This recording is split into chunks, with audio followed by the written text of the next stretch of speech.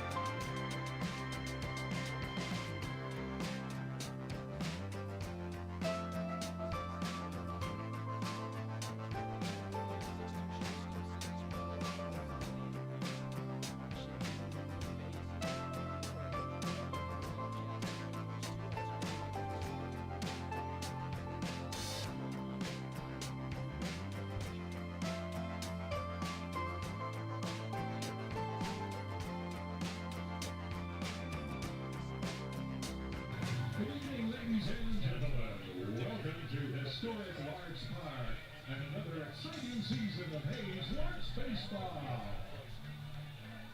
Tonight's 2022 season home opener features from the Kansas Collegiate League Baseball, the Great Bend Black Cats, and your Hayes Larks. The Larks finished the 2021 season with a record of 32-8, along with a second consecutive Rocky Mountain Baseball League championship and a fourth-place finish at the 2021 NBC World Series. The Larks enter tonight's game at 0-1 on the season, while the Batcats are 1-0. Free admission for tonight's game has been made possible through the generous sponsorship of the Golden Q Sports Bar and Grill and the Fort Tavern and Patio Bar in Hayes. We greatly appreciate these generous folks and their support of Hayes Larks baseball.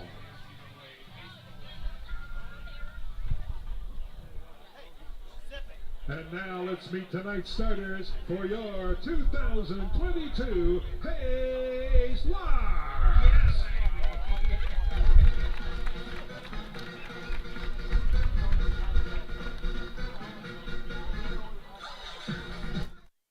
And playing second base from the University of Texas at Arlington, number 2, Tanner Rice.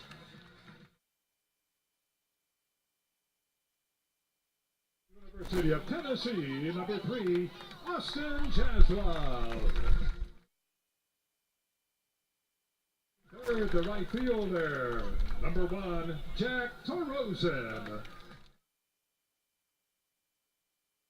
Four, playing first base from Houston Baptist University, number 26, Tyler LaRue. Batting fifth, the designated hitter from Murray State Community College, number 7, Brady Evans. From the University of Texas at Arlington, number 5, Jackson Halper. Seventh, the third baseman from Kansas City Community College, number 12, Palmer Hutchinson. Playing left field from the University of Tennessee, number 33, Dylan Dreiling. Batting ninth, tonight's 8th Street Liquor Beverage batter, the center fielder from East Tennessee State, number 8, Leo Jillian. And tonight making the pitching start for the Larks from the University of Tennessee, number 34, Caleb Meredith.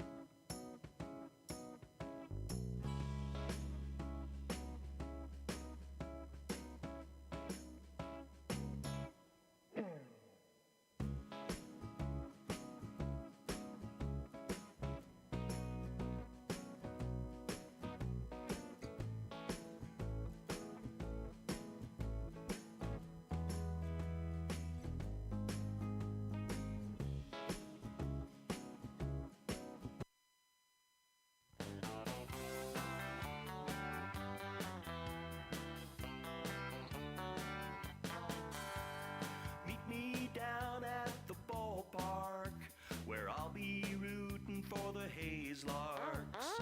All of my friends are gonna be there too.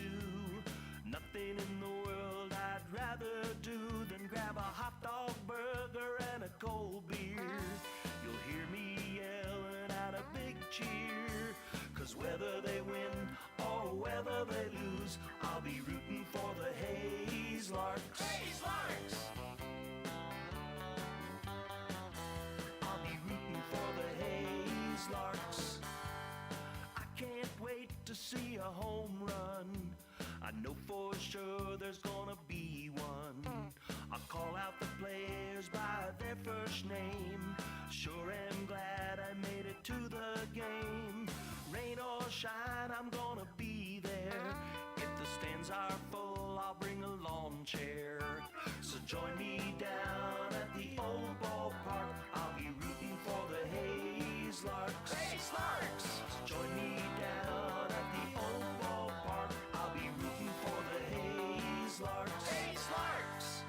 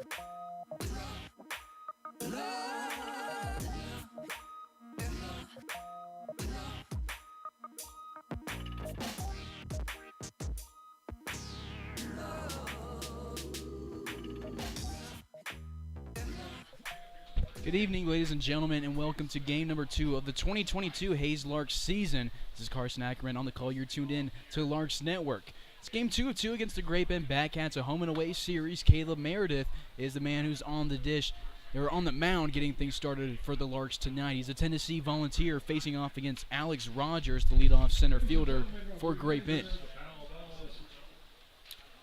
Rogers led off last night. He's a Barton Community College Cougar, and he'll get things going for the second straight game against the Larks. Meredith, the southpaw, delivers. This one's chopped up the middle. Tanner Rice, the second baseman tonight, gets to it, throws to first baseman Tyler LaRue. 1 up, 1 down for Caleb Meredith and the Hayes Larks. First pitch clocked in at 7:01 p.m. It's a beautiful night for baseball. Just a little bit of wind moving from right to left across the field, but it's going to be a good one. Could be another good game. Last night, little bit of heat. Larks fell 5-3 the first time they dropped a a season opener in a minute. Tonight, the home opener, looking for a little bit better luck than last night. It'll bring up Hunter Gotro, the third baseman, the man in the hot corner for the Batcats. He batted second yesterday, went 1 for 5, and the Larks gave him a hat trick, striking him out 3 times. A little bit of struggles with our scoreboard here on the stream, working during the broadcast to get that back up. As soon as we do, we'll get it on the live stream. Meantime, 1-0 count. This one sent off the inside part of the bats of Gautreaux and over the stands. Good attendance here tonight, much better than the crowd we saw in Great Bend last night. About 15 times the fan. We got about probably 1,500 people here at the park on a great Friday night for some baseball. Meredith from the windup, southpaw delivers. Jackson Halter, the catcher, frames it beautifully, and we get a called strike. 1 ball, 2 strikes, 1 away. Base is empty here in the top of the first inning.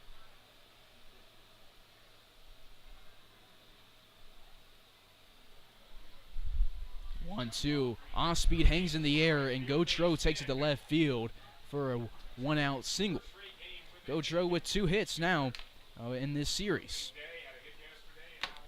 So they'll bring up Bodie Waller, first baseman. Really didn't see much of him last night, or really any at all. Some up in the dugout moving around, but no plate appearances. Didn't get any time in the game. Colby Christian is on deck with Grant Farlander in the hole. Gil Meredith, 6'1" freshman for the Volunteers from Chuckey, Tennessee. Didn't appear in any games this year for the SEC champion and the number 1 seed in the tournament. Meredith delivers this one. Slow changeup inside. Waller turns his shoulder out. It doesn't make contact with him. Count will move to 1-0. Bodie Waller sports that number 30 jersey. He's from Hutchinson Community College, one of a pair of Blue Dragons on the Batcats. Meredith, the same pitch, this one a little bit higher, but over the plate. Still too high. 2 balls, no strikes with 1 away and a runner at first. Larks sporting their cream throwback uniforms. We saw them last year for the 75th anniversary season. This is the second year with those unis, and they're fan favorites. Southpaw delivers from the stretch. 2-0, another off-speed swinging under it as Waller.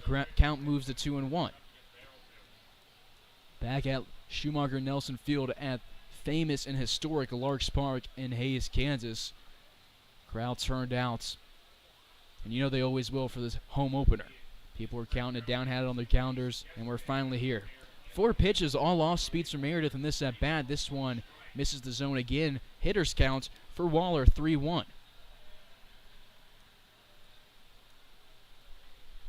Here at Larks Park, it's a turf infield. Then we have a natural grass and dirt outfield. 3-1 delivery sent over the Larks dugouts. We'll get a full count and a payoff pitch from 3-4. Meredith, a very distinguished high school player in Tennessee, went to University High. Was a perfect game preseason All-American last year and was a TSWA Class A All-State that same year. Payoff pitch, line to Tanner Rice, and moving around the base pass is Gautreaux, and Rice gets him kind of no man's land. Not sure what Gautreaux was doing there, but the UTA Maverick catches him between first and second, and Larks get a 4-3 double play to end the top of the first and take us to the bottom half of the inning. No score here in Hays, Kansas.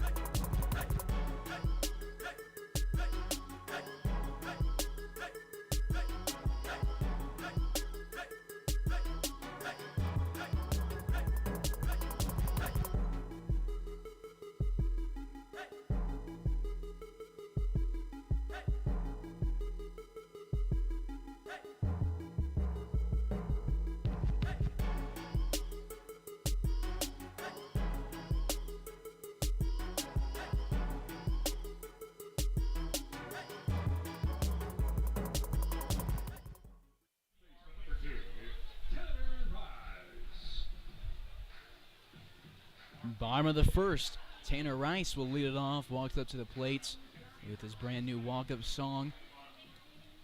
Crowd enjoyed it, and we're ready to go here. No score. Scoreboard back up on the stream. And the first pitch to Rice is outside. Rice, second baseman for the Larks. Starters count 1-0. On the mound for Great Bend is J.C. Gonzalez. He's a Dominican Republic native. And he starts off with 2 straight balls against the Larks. It's Juan Carlos Gonzalez. Played at the NAIA's Southwestern Christian University. Stands at 6 foot flat. This one does catch the inside part of the plate on an off speed. 2-1. Tanner in yesterday's ball game batted 6, and he went 2 for 4 in the game. Both hits were singles. 2-1 count becomes 3-1 after another off-speed from Gonzalez misses outside. On deck for the Larks is Austin Jaslov with Jack Tarosian in the hole.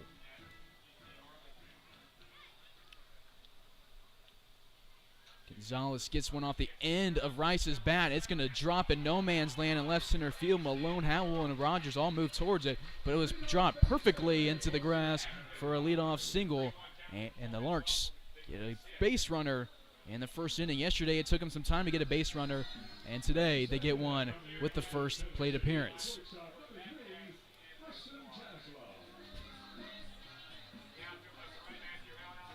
So Frank Leo gives the sign to Tanner Rice. See if Rice wants to run here in the first. Larks stole one base yesterday. It was Jack Tarosian who nabbed it. Great Bend stole quite a few. They stole 6 yesterday. First pitch to Jaslov. He takes the left field on the ground, moves Rice to second and puts himself on first. Austin Jaslov now has 2 hits as a Lark. Had a big double yesterday that drove in a run, was almost a 3-run home run, but now he has 3 total bases.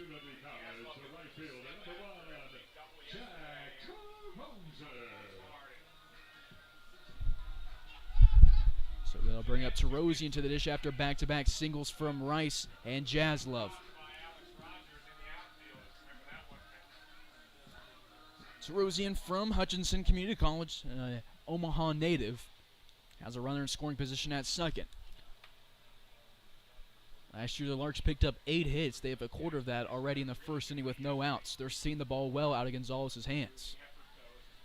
Rice worked a few pitches in, but Jaslov took his first one to left field, and now Tarosian watches his first one. 1-0 count here in Hays, Kansas. Great Bend sporting their road gray pants, a green uniform with some blue sleeves and blue numbers with a white trim. This one will pop off the cream jerseys of the Larks off Tarosian's shoulders, and they load up the bases already. 3 to the plate, 3 on base, 2 singles, and a hit by pitch.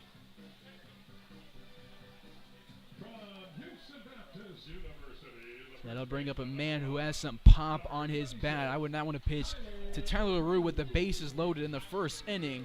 It doesn't look like Farlander wants his pitcher to either, so he goes out there and has a chat with Gonzalez. They got to figure out how they're going to handle 2-6.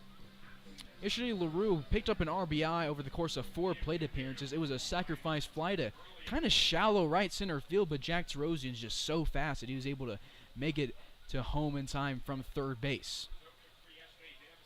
3 on, nobody out here in the bottom of the first. No score, Larks home opener. Big RBI opportunity for Tyler LaRue right now. Sends it off the end of his bat. A little slow on the delivery. He had to wait on it. And the swing not successful. Tyler LaRue with a number change. Sported number 17 last night, and that's what he's on the roster, but they switched him to 2-6. So a 6'2 junior down the count. No balls and a strike. This year at Houston Baptist, LaRue picked up 9 RBIs while batting .307. Gonzalez, a southpaw, goes from the stretch. LaRue thinks about swinging, holds up, moves his hands, but stops it way in time, really not even in 7th of a swing. So we'll go 1-1.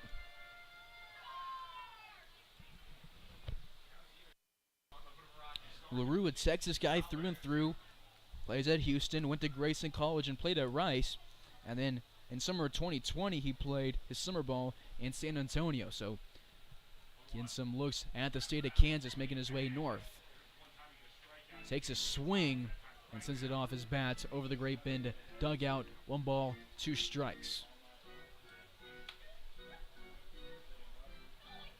Larks fans, you can see the socials on your screen, YouTube, Twitter, and Facebook. Be sure to subscribe on YouTube, follow the Larks on Twitter, and like the page on Facebook to stay up to date with all things Larks baseball all summer long. Gonzalez up in the count, 1-2. LaRue in the right-hander's batter's box, waits on the delivery. 1-2 is above the letters. We'll go 2-2. Frank Leo, Larks head coach and the third base coach, moves around in the third bases coach box. It's his 40th year as a Larks manager, been here for over half of the Larks history, and really, him and his family have made the Larks what they really are today. 2-2 with the bases jacked. LaRue sends it on the right side. It's going to drop foul, so runners will return to their bases. Had some decent distance on it, but wouldn't have gone out had it been fair. It's Rice at third, Jaslov at second, and Tarosian at first. 3 guys with some speed. So something in the outfield would surely score Jaslov from seconds. 2-2.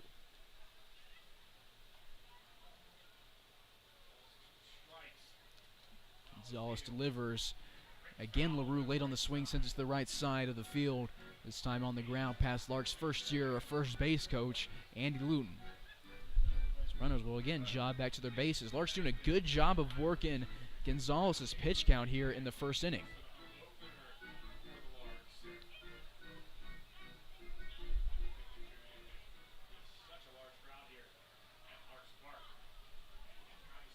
So Gonzalez is back on the mound, takes his time. Ignores the runners on base, is only focused on LaRue, keeps his eyes on his catcher. LaRue sends it to the right side. It's going to go past the glove of Kreitzer and go into right field. They're going to hold the Jaslov at third, but in the meantime, Tanner Rice scores from third, and LaRue gets his second RBI of the season. And Rice makes it a 1-0 ball game. Rice did not score yesterday, so his first run as a Lark.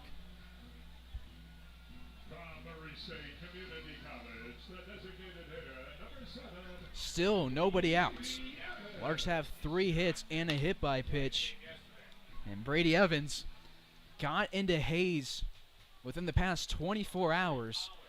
Wasn't here yesterday, wasn't here for the preseason stuff, but knew he wanted to be here for the home opener. So he made the trip to Hayes, and it's tonight's DH batting in the 5-hole. Swings a little bit above this one, and we'll be down the count 0-1. Larks just moving through the order. You knew they'd be motivated today after yesterday's ball game, and being in front of these fans again. It's working out well. 4 through the order, everybody's reached base. Gonzalez gives his catcher Farlander a nod and delivers the 0-1. Evans thinks about swinging, holds back. Count moves to 1-1. Evans, one of 3 catchers on the Larks roster, along with Jackson Halter, who's on deck right now, and Tyler Rue, who is on first. Evans, a 5'10 sophomore, goes to Murray State College in Oklahoma. It's a JUCO. Eligibility up there, but now he's going to Northeastern State, an MIAA school in Oklahoma as well. He's an Oklahoma native. Good eye on this one. Lays off one that was very tempting, and it pays off. Count moves to 2-1.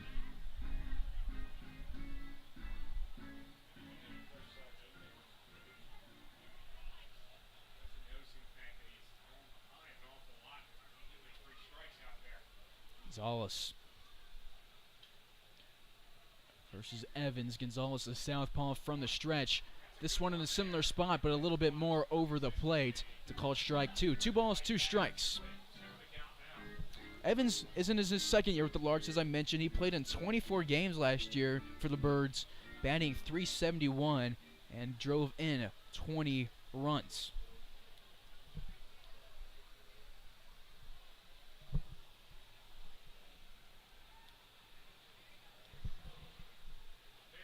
Waits on it, sends it to the third base side. Malone, a diving stop. Beautiful stop right there. Throws to third, and Evans will reach on a fielder's choice. Terosian out at third. That would have been an easy hit had it got past him, but it's just a great play. Gets an out, but a run does score. It's Austin Jaslove from third, Terosian out. LaRue moves to second, Evans to first, and an RBI for Brady, and a run scored for Jaslove. So quick 2-0 lead.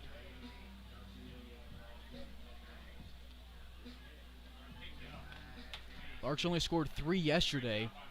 All 3 runs were in that sixth inning.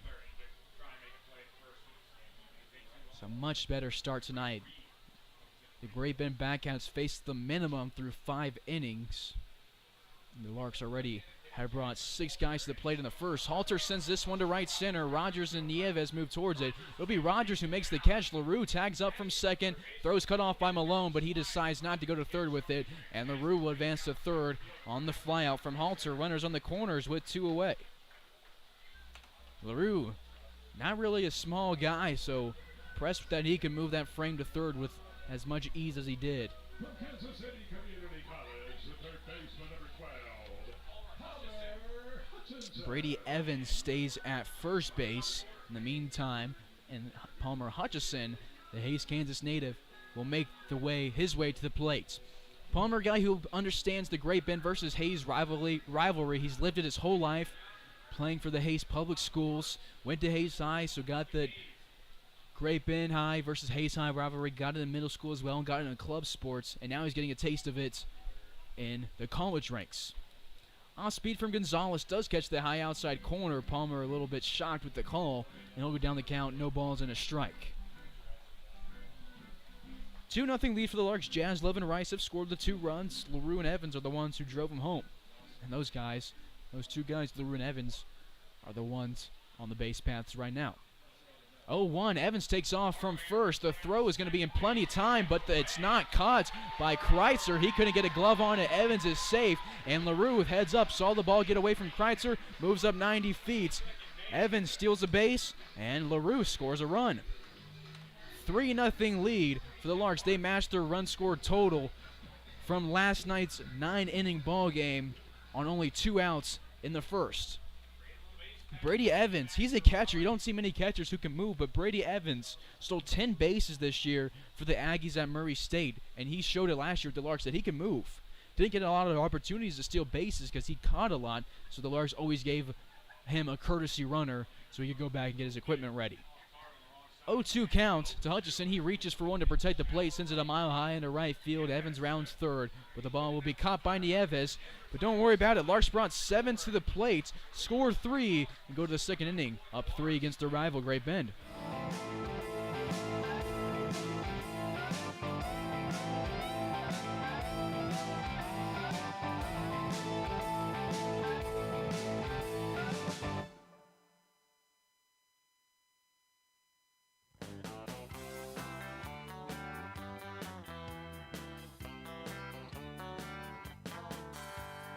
Meet me down at the ballpark, where I'll be rooting for the Hayes Larks. All of my friends are gonna be there too. Nothing in the world I'd rather do than grab a hot dog burger and a cold beer. You'll hear me yelling out a big cheer, 'cause whether they win or whether they lose, I'll be rooting for the Hayes Larks. Hayes Larks! I'll be rooting for the Hayes Larks. I can't wait to see a home run. I know for sure there's gonna be one. I'll call out the players by their first name. Sure am glad I made it to the game. Rain or shine, I'm gonna be there. If the stands are full, I'll bring a lawn chair. So join me down at the old ballpark. I'll be rooting for the Hayes Larks. Hayes Larks! So join me down at the old ballpark. I'll be rooting for the Hayes Larks. Hayes Larks! Larks get 3 runs in the first inning and move on to the second as Caleb Meredith brings his talents back to the rubber for Hayes. 3 runs on 3 hits. Left 1 on base. Off-speed from Meredith, beautifully placed right at the letters for a called strike against Colby Christian, the designated hitter for the Batcats. Christian from Temple College plays first base and outfield, but tonight won't have to worry about fielding. Sends a blooper into right field. Jack Tarosian takes a few steps to his right and makes the catch in right field. 1 away. 4 up, 4 down for the Batcats. Unfamiliar with Larks Park, dimensions here. Short corners, 322 in left, 319 in right, but the deep center, you really got to put some oomph on the ball. It is 405 straight away, 349 in right center, and 349 in left center as well. 3-0 lead for the Larks. 1 away in the top of the second. Meredith from the windup. Swinging a little bit too early is Grant Farlander, and the catch it sends it to foul territory. Meredith allowed 1 hit in the first inning, but Tanner Rice took care of it on an inning-ending double play off the bat of Bodie Waller. Halter gives Meredith the signs. Meredith gives him a nod. This one found off the face mask of Halter. Looked like it might have got the umpire. Halter looked concerned with the umpire. Appears both guys are good. Umpire gives the Great Bend dugout a thumbs up, so we'll be ready to go. No balls, 2 strikes to Grant Farlander. Swing and a miss, 3 pitches, and Caleb Meredith's first strikeout as the Larks send it around the horn, and there's now 2 away. So Raven Malone will come to the dish. Malone yesterday batted 6th, and that's where he's at again today. Walked 1 time and struck out once, but went 0 for 3. Meredith and set on the mound in plenty of time. Wants to waste no time. Halter sets up inside. The pitch goes outside. It gets hit into right field. Jack Tarosian records the second fly out of the inning. 3 up, 3 down for Great Bend, and the Larks bats will look to stay hot. In the bottom of the inning, Hayes up 3-0.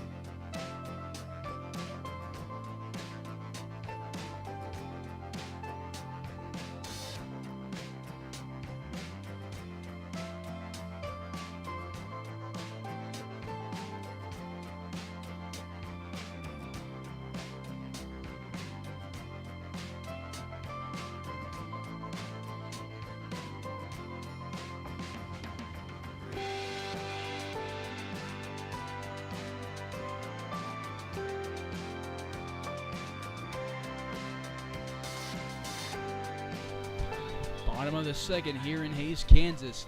Dylan Drowning will lead it off. Lefty versus lefty. To get things started in the bottom of the second, Gonzalez misses outside again, 1-0 or 1-0. He's been struggling with his location here in the first few innings. This one again outside, but even more outside. 2 balls, no strike to the Tennessee commit. Drowning appeared in a few games in 2020 for the Larks and even more games last summer, 2021, and the Larks are looking to get more games out of him. He's started both games this year for the Larks in left field. Sends one deep to left field at the wall is Howell. He couldn't track it for a while and reaches out his glove on the warning track and just barely snags it and robs Dylan Dreiling of extra bases. The crowd in the dugout thought he had a chance at a home run, and the way Howell was playing it, I thought he had one too, but it'll be just a few feet short of a dinger, and it'll be stuck on the warning track. One away as Leo Jiminian makes his way to the dish. Jiminian in his third year with the Larks. He's from France, played his first year at ETSU this year.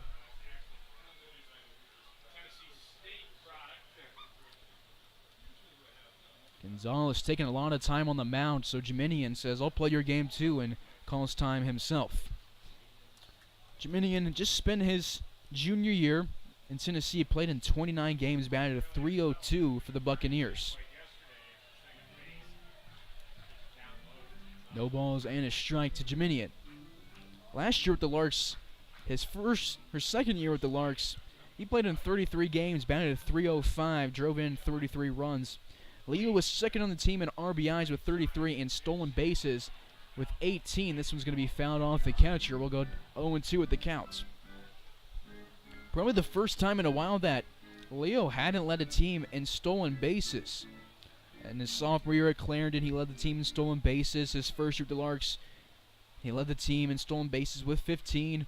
And then last year with the Larks, he was second. Zach Henry stole a ton of bases for the Larks, and Leo was second behind Henry. Leo will go down on 3 pitches, swings above this one, and they'll be 2 up, 2 down to get things started in the bottom half of the second inning.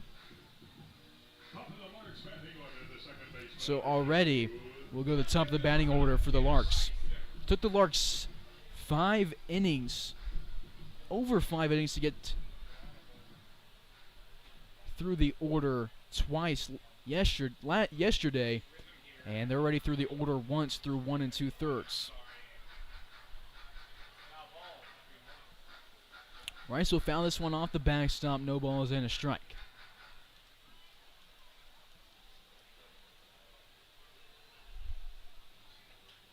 Rice late on this swing, sends it into the Larks bullpen, building a new batting cage at Larks Park. Bullpen also got some work done on it. A few guys out on the Larks sitting on the bench out there, should they be needed. Probably we'll see Caleb Meredith go only 3 innings today. Larks like to feel out their pitchers in the first 3 games of the season. See who's throwing what.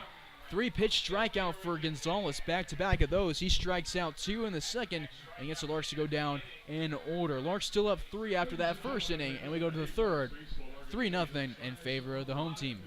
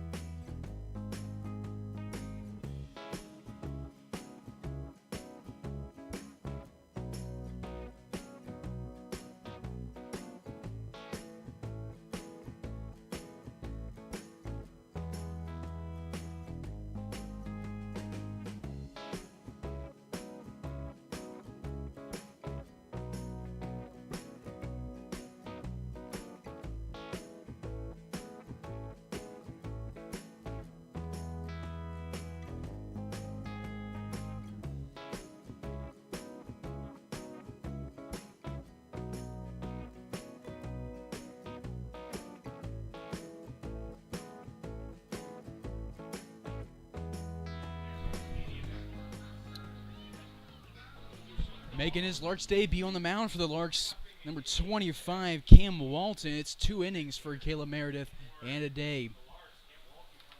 Walton from New Mexico, originally a Texas native, 6'4" freshman, no appearances this year for the Lobos.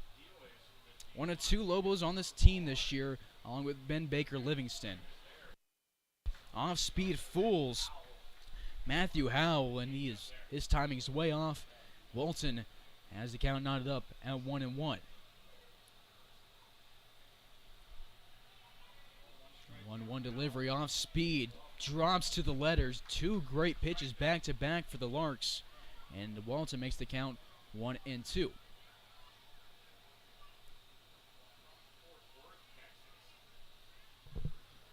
Walton, a Claiborne, Texas native. Stayed south. Took his talents a couple states west to New Mexico. In Texas, perfect game. So he was the 24th ranked right-handed pitcher in the state, and he will strike out Howell here. Great start for the career of Cam Walton as a Lark.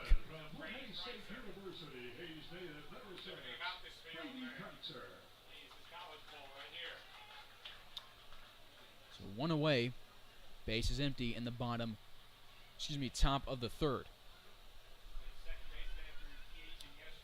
Brady Kreitzer's the dish. He's a Hayes native, familiar with Larks Park, played here in his Legion ball, and plays for Fort Hays State, who we share a field with as the Larks.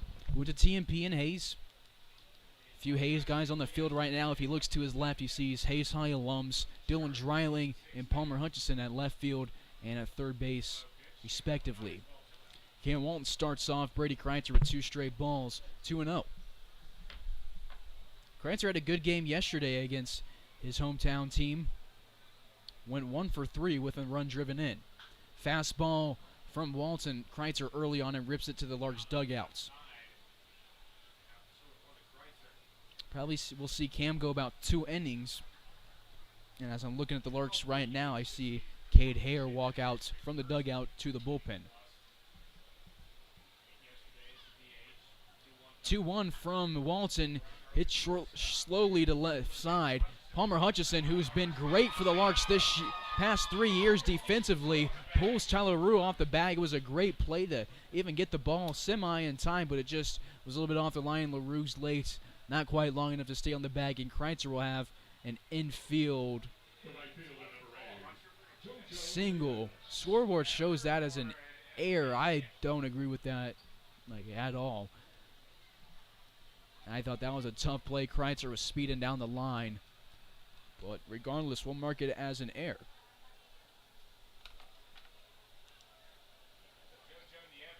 So we'll go to Joe Nieves, bottom of the order. The right fielder shows bunt and fouls it off.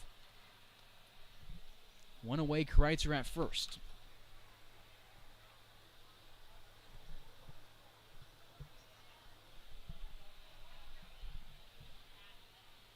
Walton dangles his right arm, takes a couple looks at Kreitzer at first base. And now we'll get set and turn his attention to Nieves. Inside delivery, great location. Nieves nowhere close to it with a swing, swings way above it. No balls, 2 strikes to the right fielder. Nieves from Barton Community College. So JUCO guy versus a guy who plays out in the Mountain West Conference. Fouled off. Will stay 0-2.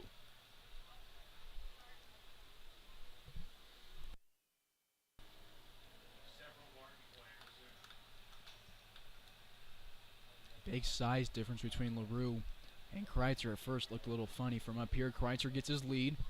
Walton stands at 6'4", so he has a big frame on the mound, and will use that height to his advantage here. The 0-2 delivery is on its way. Off the chest protector of Halter, it rolls away from him, and Kreitzer will move up 90 feet on the wild pitch. So Kreitzer's taking advantage of 2 Larks misplays.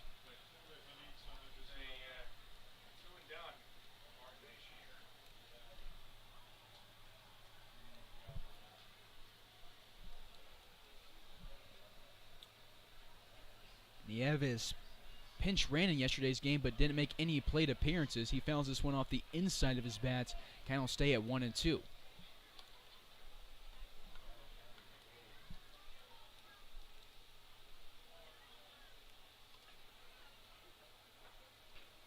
I said we're going to put Brady Kreitzer down as reaching on an air, but I switched my scorecard to a single. I don't think who's ever operating the scoreboard here had that one right, because they've had a few things wrong today. Still don't show that hit off the bat of Gautreau, so we'll give Kreitzer the benefit of the doubt. Say it was a single and save Hutchison an error. 2 balls, 2 strikes. Walton will go from the stretch to Nieves. Looks like Kreitzer decides to go home. Misses inside. 3-2. Nieves having a great at-bat versus the Texas native. Walton got some Prospect Select rankings from Prospect Select. They gave him a college rating of 8.985, which might as well just round it up to a 9 out of 10. Give him a pro hitting rate of 8.915, and a nice location from Walton, and they will get Nieves out on strikes. 2 strikeouts for Cam Walton, and it'll take us to the top of the order here in the top of the 3rd.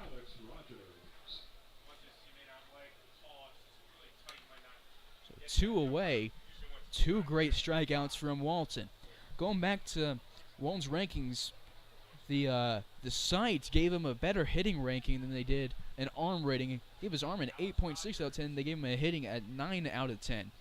But New Mexico is using him as a pitcher only, and it looks like the Larks will too this year. He's one of a few guys who looked like they could really hit well in high school, but their colleges decided to go with a PO along with Cam Walton, for instance, and then Kobe Grimsley's another guy who had some good hitting numbers in high school, but their colleges said, we want you to only pitch. It's tough to do both in college, so might as well focus on one. And New Mexico said, we think you'd be a better pitcher. Alex Rogers at the dish. Counting on that bat 1-1 after he fouls this one out of play with the right side. Rogers on the day 0 for 1. He grounded out to Tanner Rice to start the game here back in the 1st inning. Rogers yesterday, he went 1 for 4, walked once, and also scored a run. 1-1 off speed, a little bit high, 2-1. Do it for the Larks in the bottom of this 3rd inning. It'll be Austin Jaslove, Jack Tarosian, and Tyler LaRue.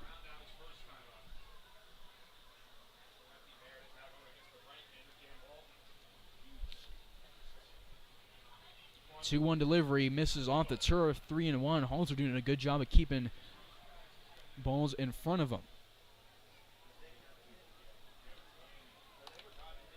Larks went in order in the 2nd inning. I look to get some things going in the 3rd inning. Had a lot of guys come to the plate in the 1st and scored all 3 runs there. 3-1 delivery at the letters. Rogers thought he had a strike or a walk, but on-plate umpire says differently. 3-2 will get a payoff pitch from Walton. Full count, runner at second base, 2 away here in the top of the 3rd inning. Walton sets up, and this one is high, and Rogers will get his 2nd walk against the Larks over the past 2 days.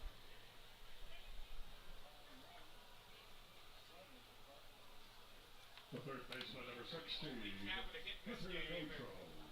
2 on, 2 out. Kreitzer at 2nd, Rogers at 1st. Hunter Gautreau to the dish. He singled in the 1st inning and then was out on a double play. Not sure what he was doing. He saw the line drive go right at Rice, and he still took off for 2nd, and Rice made him pay for it. 2 away. This one's hit well to left field. Dylan Drowling's at the warning track, reaches up on the warning track, and makes a great catch, and Cam Walton points him in left field and gives him a metaphorical cap tip and takes us to the bottom of the 3rd. Nice catch, and 2 great strikeouts from Cam Walton. Keeps the Larks, keeps Great Bend off the scoreboard as we go to the bottom half. Hayes up 3-0.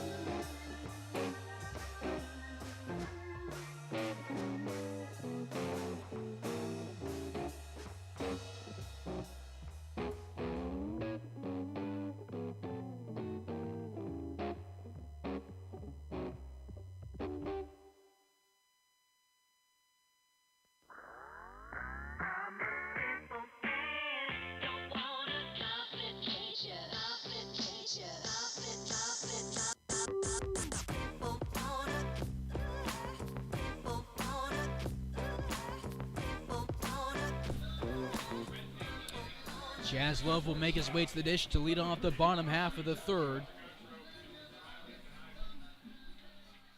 And watches this one miss low, 1-0. Gonzalez took no time throwing that one. Welcome music was still playing, but Jazz Love still is up in the count, 1-0. Fouls this one off the plate, and we'll go 1-1. Jazz Love singled in the first and then came around to score thanks to the RBI from Brady Evans. Larks have 3 hits. Jazz Love again accounts for one of those. All 3 hits were in that first inning. This one inside. Jazz Love has to move his thighs out of the way to avoid a hit by pitch. 2-1. Gonzalez set up on the third base side of the rubber, barely on the rubber.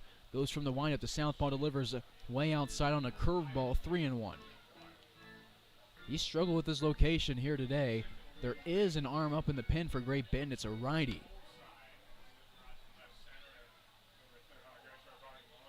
3-1. Jazz Love rips it right at Malone. Was well hit, and it'll be in time at first base. Jazz Love had a double yesterday, had a single earlier, but it seems like every time he makes contact with the ball, no matter how far out it goes, this sounds great off the bat. He's great at contact, has some power. So even though that one was grounded out, it was hit hard, and that's one he'll just fix throughout the season. Those will start falling into place.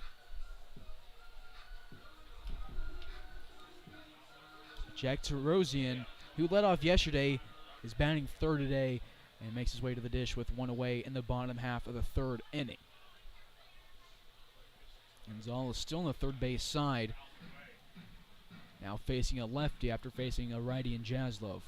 0-1 count after a foul ball from the Nebraska native.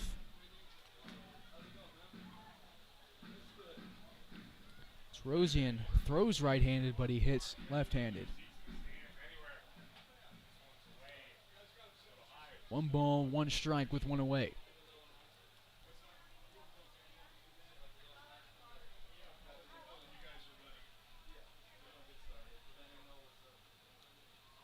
The 1-1 to Terosian, takes it to the second baseman, Kreitzer, who slides for it. It kicks off of his cleat rather than his glove. And Jack Terosian will reach. Let's see what the official scoring here is. Either way, he's aboard with 1 away. And they will rule it an error on Brady Kreitzer. So Terosian will be 0-4 on the day, reaching on an error after being hit by a pitch in the first inning. Tyler LaRue makes his way to the dish. He scored in the first inning, also drove in a run on a single. Drove in Tanner Rice.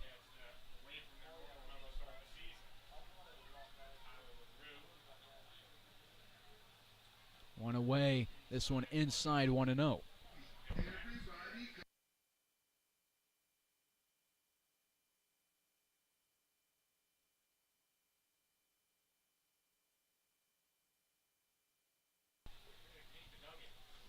Gonzalez stands at 6 foot flats in the southpaw, delivers home. This one high outside corner, paints it 1-1.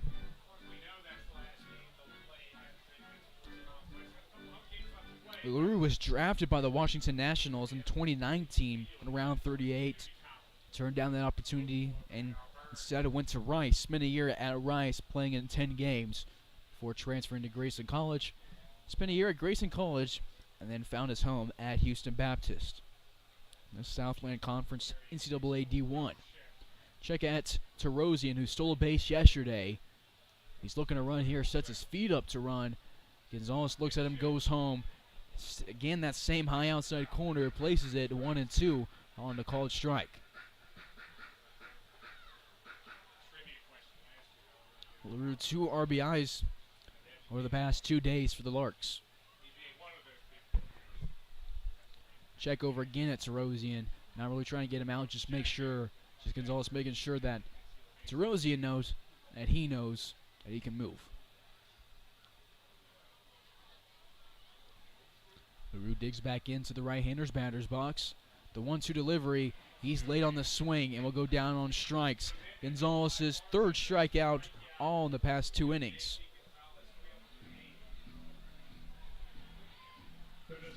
That's out number 2 of the inning Terosian waits on first and hopes Brady Evans can move him over. Evans reached on a fielder's choice in the first and drove in a run.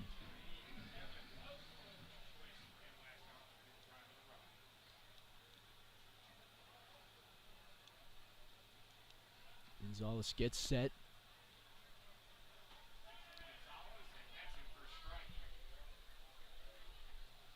Called strike.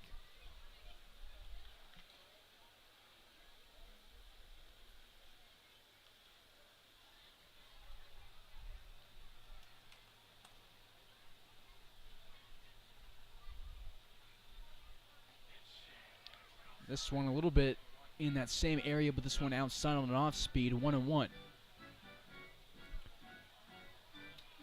Due up for Great Bend in the fourth inning, 3, 4, and 5 hitters, Waller, Christian, and Farlander.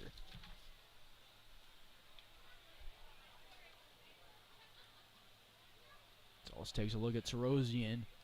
Terosian with a decent-sized lead. He's not running. Evans sends this off the inside of his bat and off the plates. We'll go 1-2 with the counts. Halter on deck with Hutchison in the hole.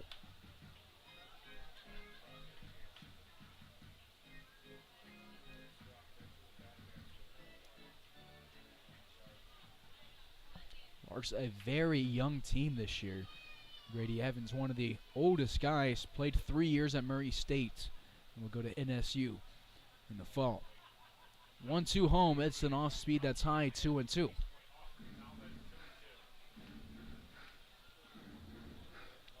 Brady Evans was teammates with Larks pitcher Kobe Grimsley at Murray State before Grimsley found his new home. Grimsley now at Central Oklahoma.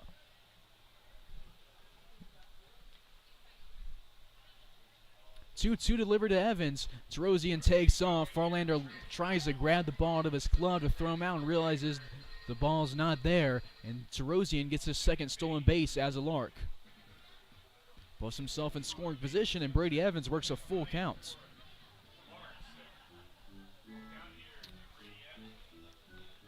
Evans drove in 49 runs this year at Murray State and drove in 20 for the Larks last year as an RBI opportunity right now. He's 0 for 1 this season after reaching on that fielder's choice in the first. Payoff pitch to Evans. He sends it to center field. Terosian sprints around from second, rounds third, and it's going to be an RBI for Brady Evans. Good move of Terosian to steal on the pitch before that. Placed him perfectly at second base to where he could score easily, and he will score. And Evans gets his first hit of 2022 as a Lark. Terosian scored 1 through 4 in the order of all scored. Evans now has 2 RBIs today. Air from Kreitzer proving costly now. So runner on first, 4-0 lead, 2 away in the top of the fourth as Jackson Halter comes to the plate. Evans now has 21 RBIs as a Lark. Halter to the dish. He flew out to center field for out number 2 of the first inning. Steps in the left-hander's batter's box, pops this one out of play. Halter, a 5'10 freshman from Seminole State. He's a Texas native. Played in 29 games this year for the Trojans. Had a 1,000 fielding percentage and was 5 for 5 in stolen base attempts. Didn't appear in yesterday's game, and his appearances might be a little bit more limited than some of the other guys on the roster just because he's a catcher. So you want to give him rest, and you also got to work in 2 other catchers in Evans and LaRue. 0-1 above the letters, 1-1. Halter had an on-base percentage of .483 this year in Seminole State between his 19 hits and 20 walks. Found his way onto the base paths numerous times. Evans stole a base earlier, has a decent lead at first base. Doesn't take off here, and Halter gets a called strike 2.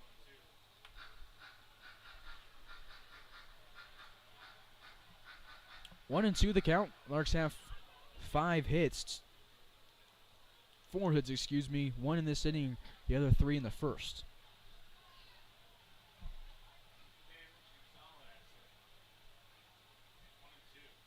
One, two. Halter chases one outside, And Farlander will apply the tag. Strikeouts number 2 of the inning and number 4 in the game for J.C.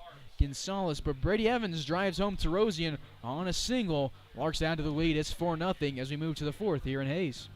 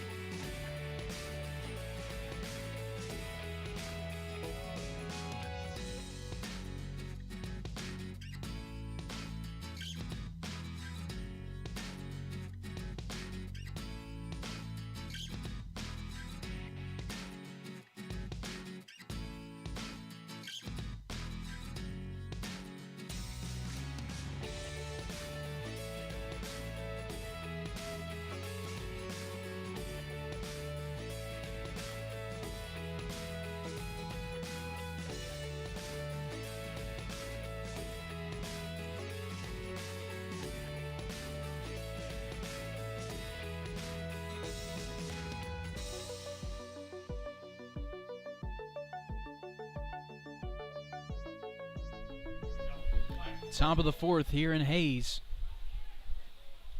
Cam Walton returns for his second inning of work on the mound.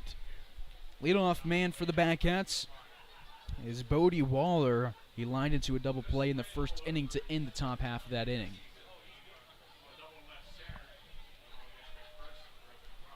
Made an appearance on the mound in relief yesterday, or as a pinch runner. Didn't hit, but scorebook from yesterday from the game changer doesn't specify how he was subbed in. 1-1 counts. Walton versus Waller. Walton goes from the windup and the righty delivers outside, 2 balls and a strike.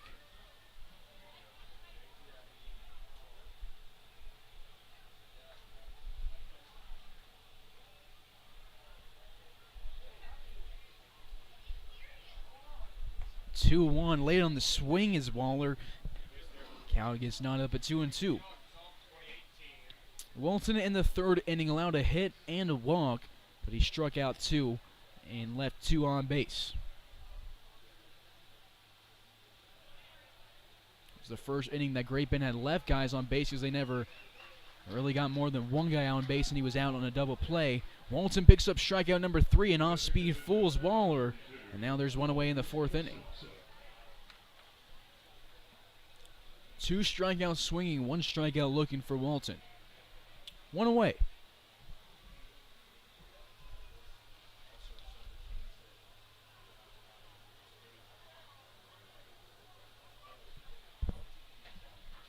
Nice pitch, catches the inside part of the plate. 0-1. Walton really has impressed me and a lot of people here in Larks Park from the reaction to the pitches. He's impressed us quite a bit with the stuff he's been able to throw in his 3 strikeouts. 0-1 is off the number 32 jersey on Colby Christian. This will be the second guy who's been seen hit by a pitch today. The other one was Jack Terosian for the Larks. And Great Bend gets their 4th base runner of the game.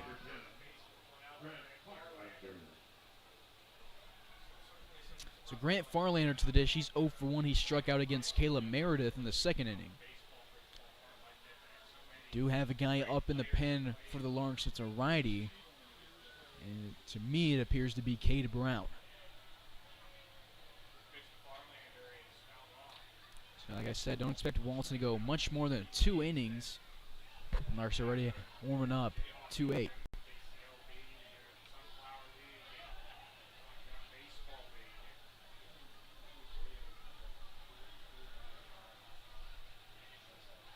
Oh, 1 delivery. Runner takes off from first. Throw not going to be in time.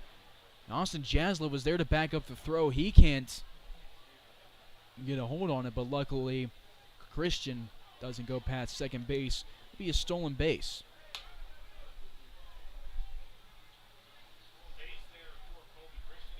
Second stolen base.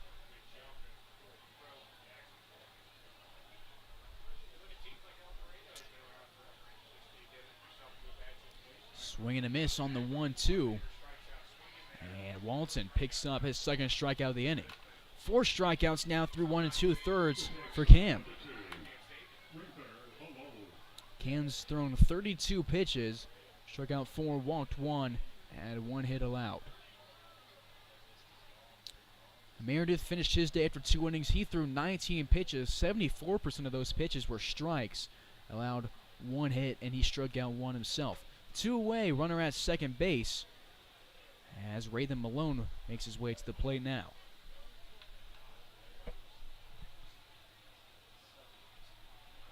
Leno count 2 away, runners in scoring position at the top of the 4th. Do it for the Larks. Bottom of the order, 7, 8, and 9. Hutchison, Dreiling, and Jaminian in the bottom half. 1-1 count for Walton now. 2 away. Blown at the dish, he flew out to Jack Tarosian in the second to end that half inning.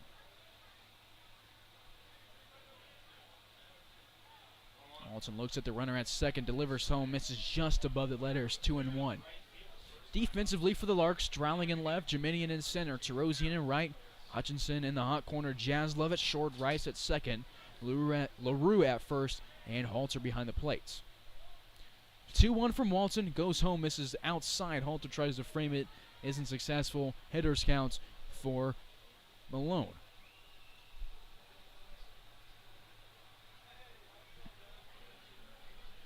Whoever is warming up in the pen for Great Bend just finished their warm-up.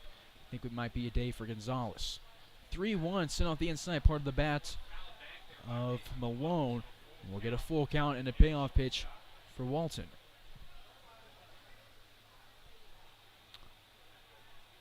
Walton, one of 2 New Mexico Lobos on the roster, along with Ben Baker Livingston. Ben has the day off. He was selling tickets for the Larks raffle along with Luke Terbeek and Hunter Parker just before this. And second hit by pitch for Walton in the inning. This one's off the back of Malone. And that'll put 2 on with 2 outs.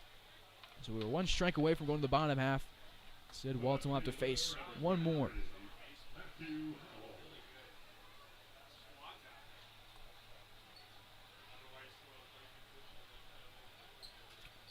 Colby Christian at second, Malone at first. It's Matthew Howell, the left fielder, comes to the plate. Howell was the first batter that Walton faced, and Walton struck him out. Howell sends this one over the press box, over the grandstand, and out of the park into the street. No balls and a strike. 2 hits for Great Bend, 5 for the Larks. Each team has an error.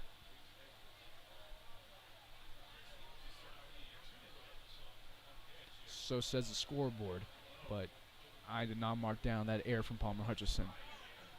1 ball, 1 strike, 2 away, 2 on.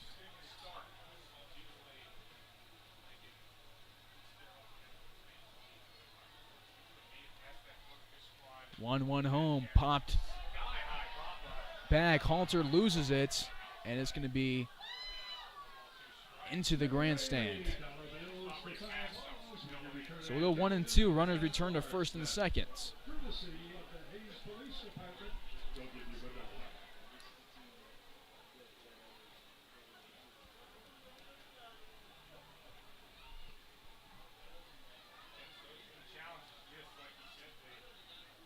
One, two away, 2 on. Top of the 4th. Walton gets set, takes a look at Christian at second, delivers home the 1-2 off speed, timing off from Howell, and all 3 outs of the 4th inning are strikeouts swinging from Cam Walton. Walton has 5 strikeouts through 2, and keeps Great Bend off the board. Bottom of the fourth we go. Hayes up by 4. This is Carson Ackerman on the call. You're tuned in to Larks Network.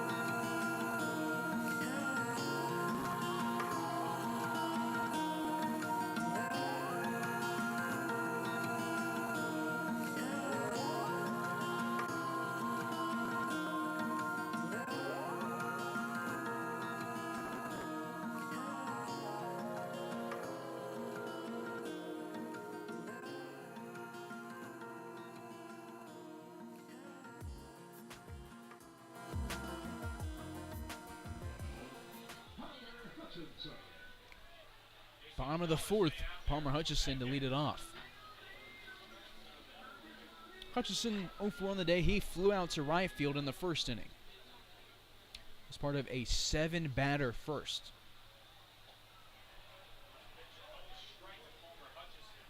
Oh and 1. Still Gonzalez on the mound for Great Bend. Hutchison in yesterday's ball game, 1 for 3. He walked and struck out. Sends this one really high into left center field. Howell moves in, calls off Rogers and Malone, and makes the catch in the grass. 1 away on 2 pitches to get things going in the bottom half of the 4th inning, and Dylan Dreiling will come to the plate. Dreiling flew out to Howell in the 2nd inning. Dreiling batted 5th yesterday, moves back in the order, and is the 8th man in the lineup today. 1 away, bases empty here in the bottom of the 4th. Off speed, does catch the outside part of the plate. 0-1.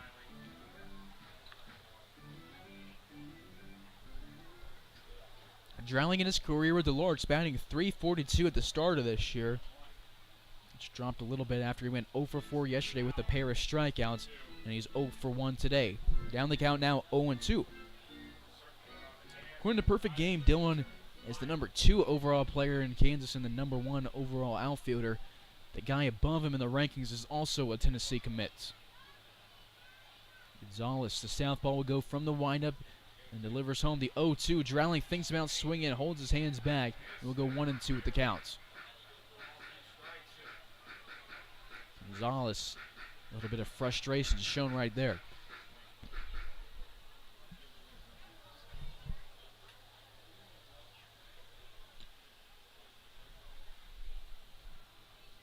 Dreiling struck out twice yesterday and will strike out here, and he knew it right away for out number 2.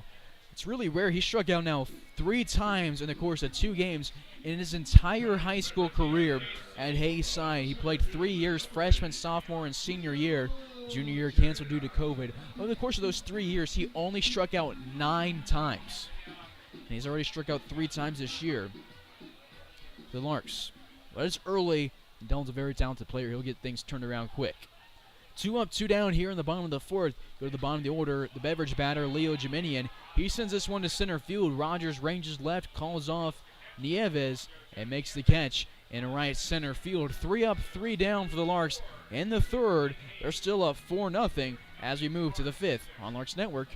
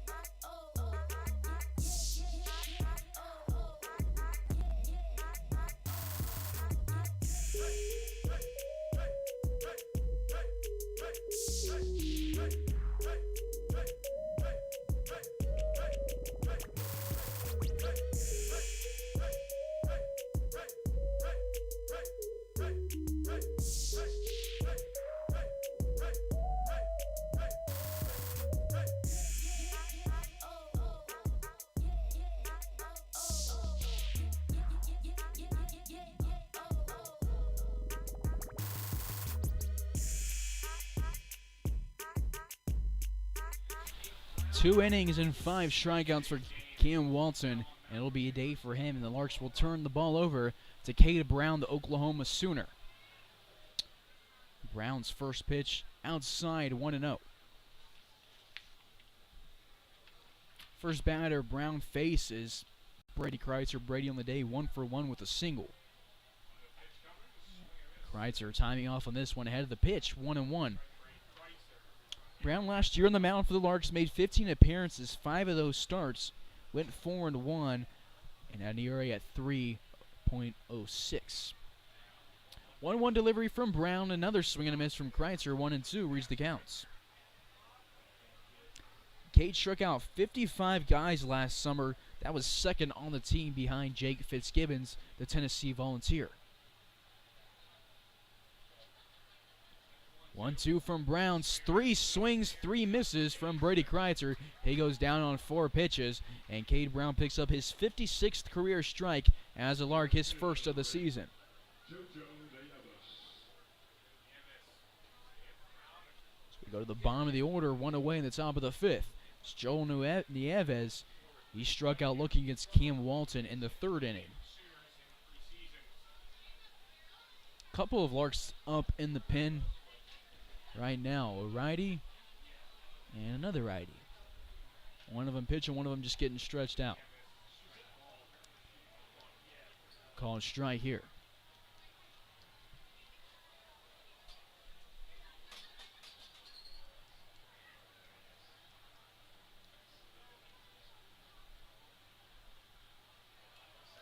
Off-speed drops low. Scoreboard at Larks Park reads 1-1.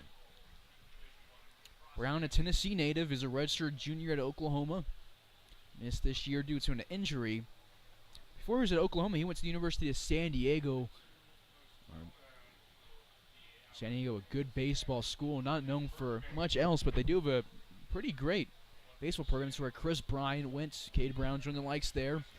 At San Diego, he made 19 appearances, 3 of those starts, going 2-1, striking out 18 guys and walking 13. Also picked up a save there. 1 ball, 2 strikes to Nieves, the right fielder. Brown delivers home. Swanson over to the right side. Foul will stay 1-2. Cade, like I mentioned, was second in strikes last year with the Larks strikeouts on the mound, but he was also second in saves, picked up 1 save, and was tied for the most appearances. He had, as I mentioned, 15 appearances. The 1-2 from Brown, fouled over the right side again.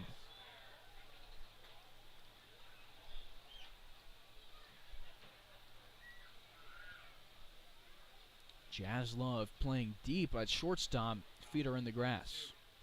Makes his way back on the turf, but Tanner Rice at second also has his heels on the grass.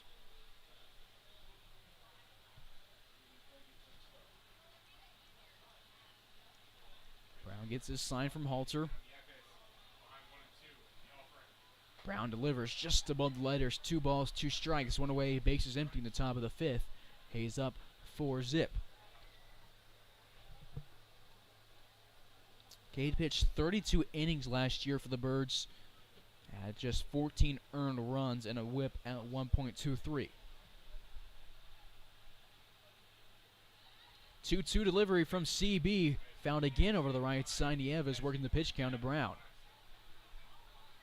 3rd pitcher of the game for the Larks. It was Caleb Meredith who got the start. Then we went with Cam Walton for 2 innings, matching the 2 innings from Caleb Meredith. Cade's thrown 10 pitches so far in the first 2 batters. The 2-2 delivery. Nieves reaches low, sends a pop fly over to the right side. Tanner Rice moves into the outfield and records out number 2. Tough catch moving in from out from second base. Called off Terosian, called off LaRue. And now there's 2 away. We'll go to the top of the order. Alex Rogers, he's 0 for 1 today. He grounded out to Tanner Rice to start the game and then walked against Cam Walton in the 3rd. Do it for the Larks in the bottom half of this inning. It'll be the top of the order. Rice, Jaslov, and Terosian. Bad counts beat the Larks yesterday 5-3, and Larks wanted some revenge today. Great Bend 2-0, Hayes 0-1. First delivery here to Rogers, hit to Tanner Rice. Rice fields it at the hip, throws to first. 2 ground outs from Rogers right at Tanner Rice. That'll end the top of the 5th. Larks get the Batcats to go in order. 1, 2, 3 with 1 strikeout. We go to the bottom half. Hayes up by 4.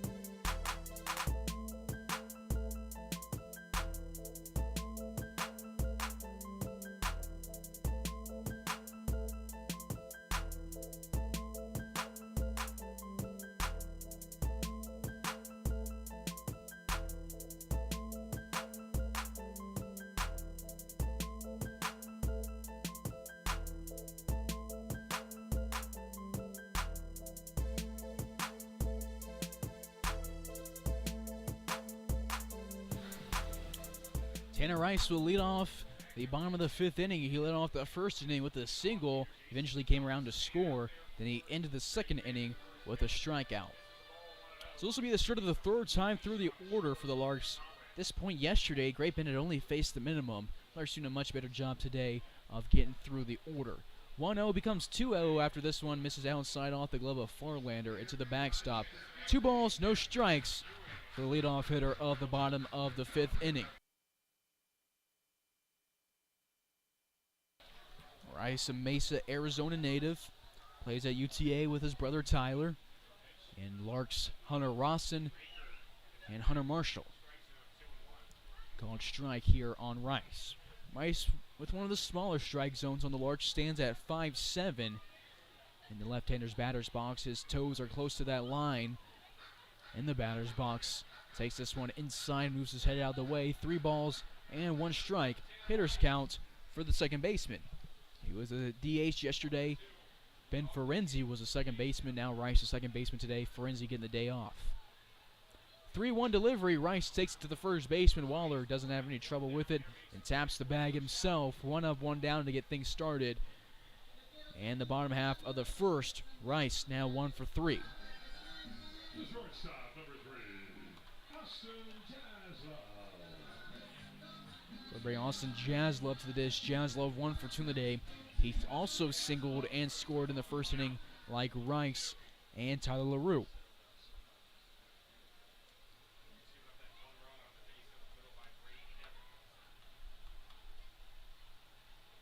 Jaslov watches this one right down the pipe. No balls and a strike to the Tennessee Volunteer. 1 away, bases empty. Jaslov, no appearances this year for the Volunteers after redshirting in 2021. Broken bat, ball rolls up the middle. The throw from Malone will be inside. Jaslov will be out, and he needs a new bat. 2 away.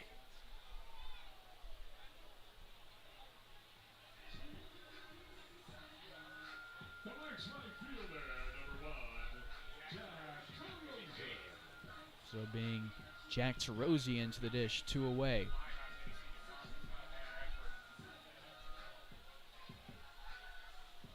Jaslov catches some jokes from Caleb Meredith, his teammate at the Larks and with Tennessee, and goes and gets the other half of his bat from Cade Hare in the dugouts.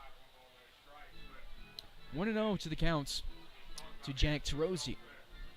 Larks went in order in the 4th. They don't want to do it again. It's still Gonzalez on the mound. The southpaw delivers from the windup. The 1-0 curveball starts off inside and ends up landing right down the middle. 1 ball and a strike to Tarosian.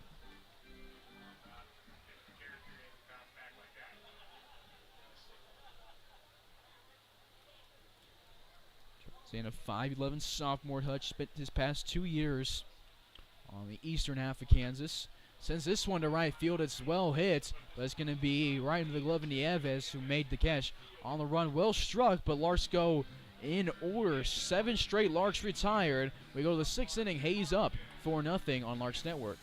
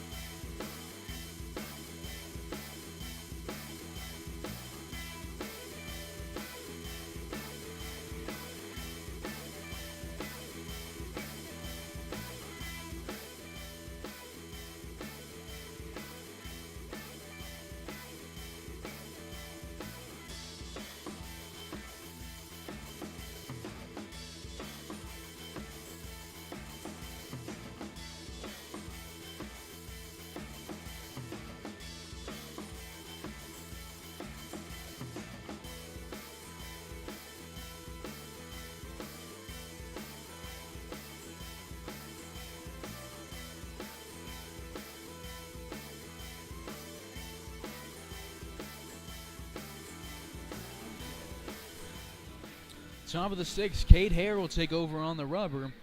He's a 5'11 freshman from Central Alabama. He's a righty that will deliver from the stretch right away to Hunter Gotro. Misses the zone 1-0. Gotro on the day, 1 for 2 with a single and a flyout. Here this year for the Trojans, 12 appearances, all in relief. Struck out 8 and had 18 earned runs. This is on his first 2 deliveries as a Lark, 2-0. Hare teammates with Larks pitcher Sam Hendon at the JUCO in Alabama. He's an Alabama native. He's from Phoenix City. Misses inside here, 3-0.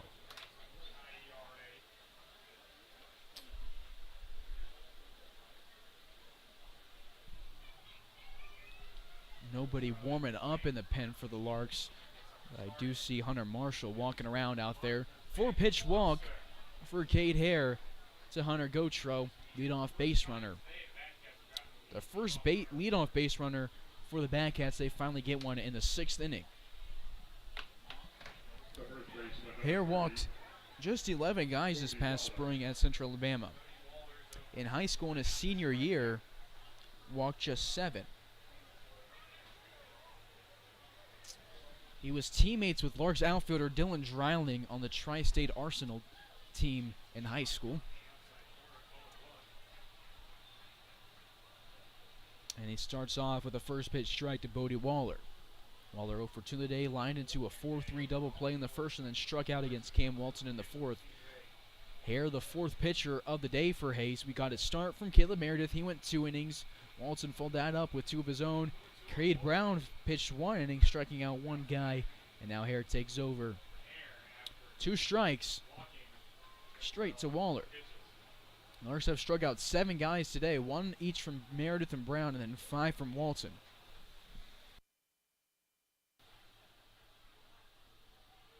The 0-2 delivery, swing, and a foul ball from Waller out of play.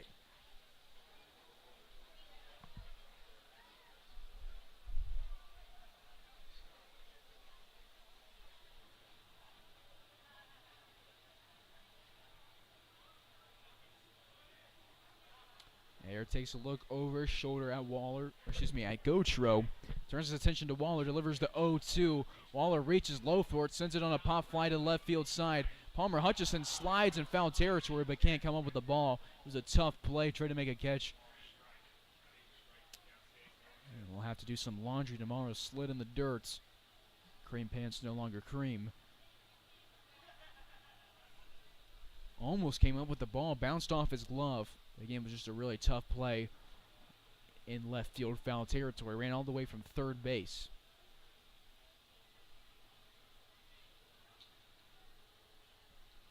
So the count will stay at 0-2.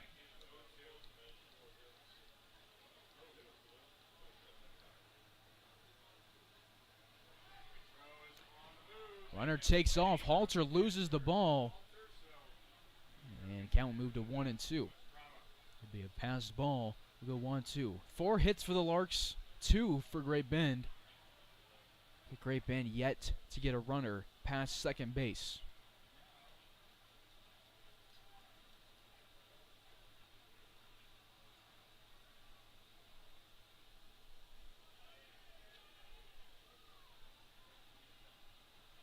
The 1-2 misses low. 2-2.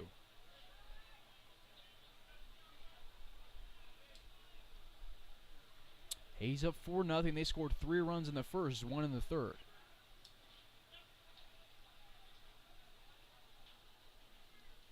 Gautreau in scoring position at second base. He reached on a single in the first and was out on that double play. Gets his lead at second. But in the meantime, Waller goes down on strikes. First strikeout as a Lark for Cade Hare. 1 away. So now Waller 0 for 3. The double play, a strikeout against Cam Walton, and a strikeout against Cade Hare. Colby Christian, the DH to the dish. He's the cleanup hitter. He's 0 for 2, was planked in the fourth, and then flew out to Terosian in the seconds. Hare delivers with some heat on this one. Catches the outside part of the plate. A little bit of a frame there from Halter helped it out. 0-1. What you're supposed to do as a catcher, help out your pitcher with frames, and it worked well.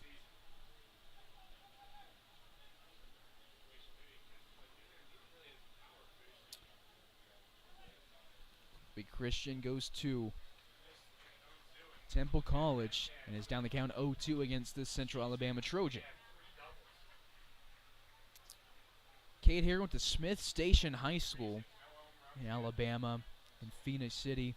Had a 2.62 ERA his senior year and was rated as the 39th overall player in the state by Perfect Game.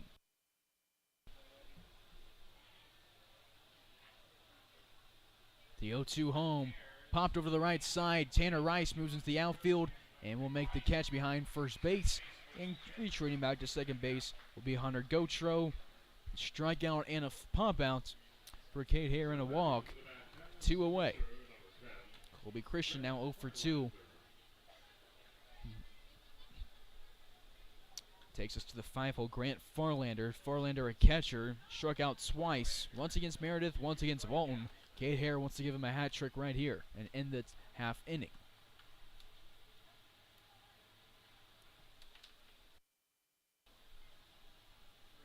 Fastball bounces off the turf. 1-0.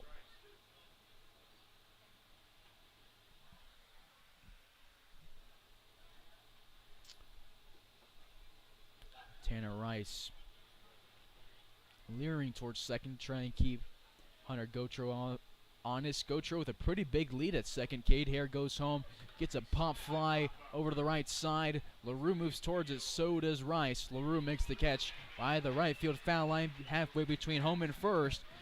Cade Hare walks the first batter he faces, but then gets 2 pop-ups and a strikeouts and keeps Great Bend off the scoreboard. In the 6th, we go to the bottom half. Hayes still up 4. This is Carson Ackerman on the call. You're tuned in to Larks Network.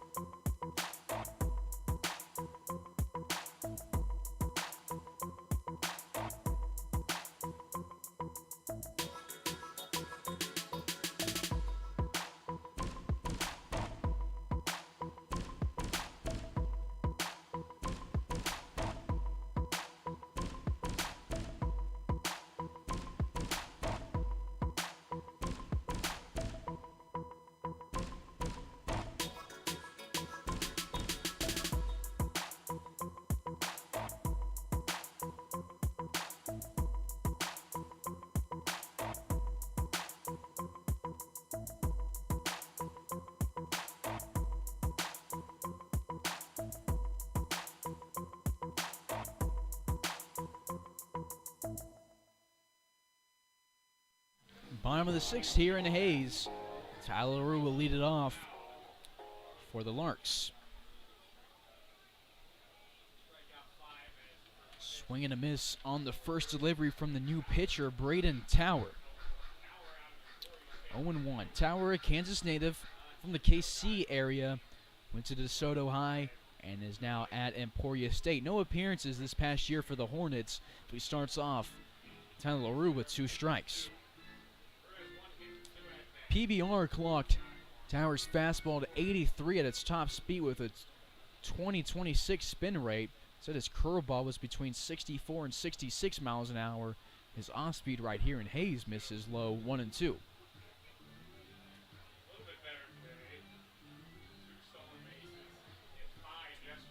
LaRue 1 for 2 with a single and a strikeout, a run scored and a run driven in.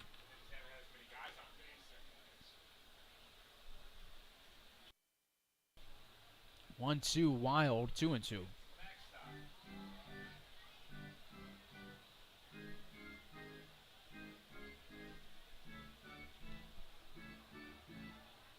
balls, 2 strikes, Tower versus LaRue. It's the second pitcher of the game for a Great Bend after J.C. Gonzalez gave them 5 innings on 72 pitches. Gave up 5 hits, 4 earned runs, and struck out 5 guys, walked none, but did hit Jack Terosian. Full count, the payoff pitch to LaRue, misses outside. Started off LaRue with 2 strikes and then walked him on 4 straight balls. Leadoff base runner for the Larks. LaRue on board for the second time today. The designated hitter, number 7, Brady Evans.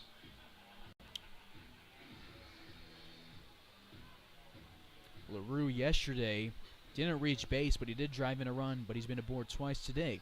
So it takes us to Brady Evans, the 5-hole, reached on a fielder's choice in the first and then singled in the third. He has 2 of the Larks' 4 RBIs, gets a called strike 1. Larks fans, you can see the socials on your screen, Twitter and Facebook, but YouTube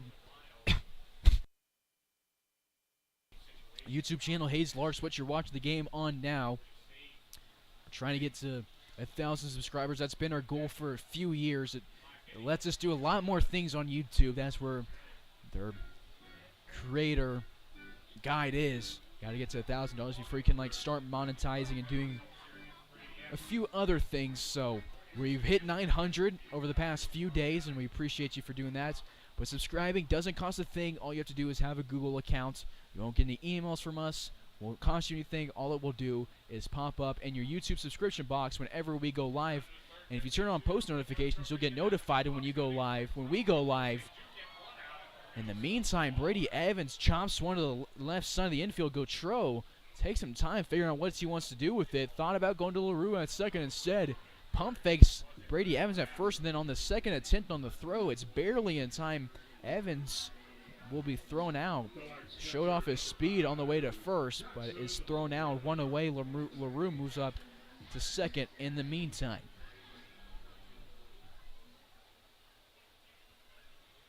Four 4-0 lead for Hayes. Jackson Halter to the dish. He's 0 for 2 with a flyout and a strikeout. Delivery to him inside 1-0.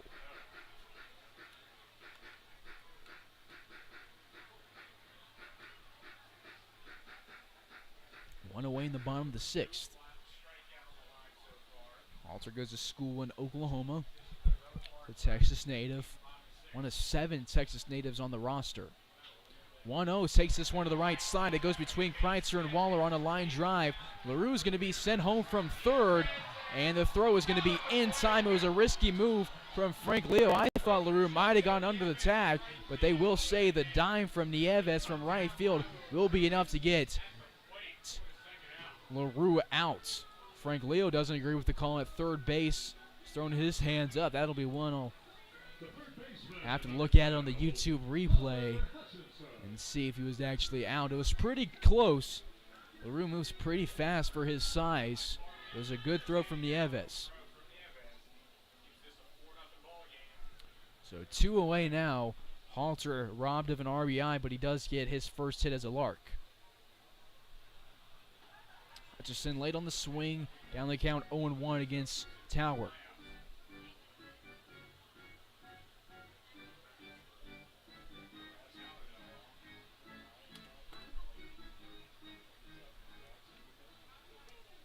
Had LaRue scored, it would have been his second run of the game.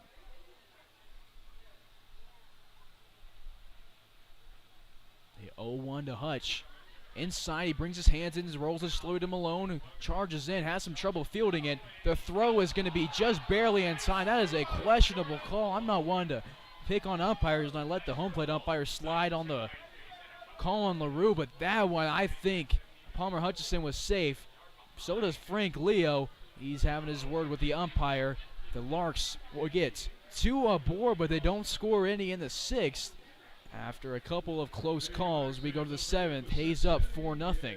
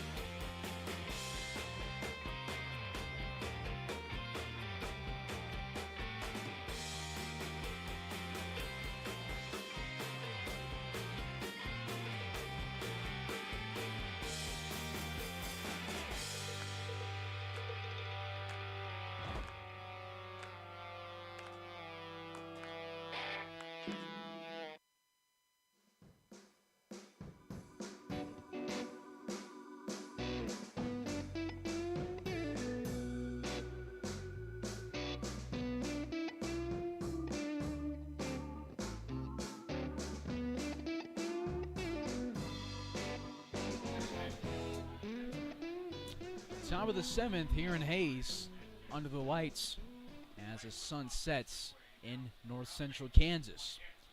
Cade Hare on the mound, returns for his second inning, gets a foul ball out of Grant Farlander. Farlander 0 for 2 on the day, struck out against Meredith and struck out against, this is Rathan Malone on the mound at the plate. Malone 0 for 1 on the day with a flyout and a hit by pitch.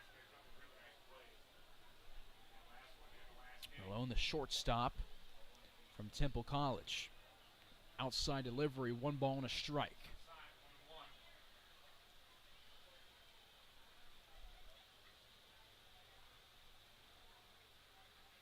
There's a little bit of movement up and down in the pen for the Larks.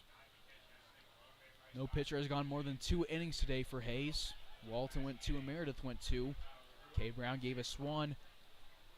And now Hare's giving us 1 and is looking to go for another one right here. 2 balls and a strike. Nobody out, nobody on in the top half of the 7th. Great bend down to their final 9 outs. Hare delivers inside. It's rolled to the shortstop. Jaslove backhands it, throws to first. Tyler LaRue will be pulled off the... No, he will stay on the bag. Great job of LaRue to toe tap that bag. Looked like he was pulled off, but kept that right foot on the bag and gets an out, number 1. So Malone now 0 for 2 thanks to LaRue's toe tap. 1 away. Go to the 7-hole, Matthew Howell, the left fielder, 0 for 2 with a pair of strikeouts, both against Cam Walton. He was the first batter Walton faced and the last batter Walton faced. Both strikeouts were swinging. Outside delivery will miss 1 ball, no strikes. Great Bend looking for something here. They have yet to get a base runner past second base.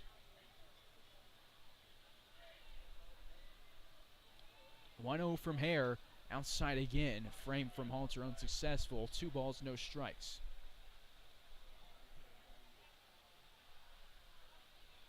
It's a right-handed pitcher in the pen for Hayes.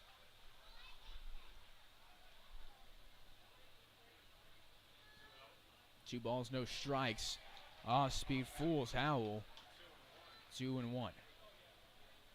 On deck is the Hayes native Brady Kreitzer with Joel Nieves in the hole.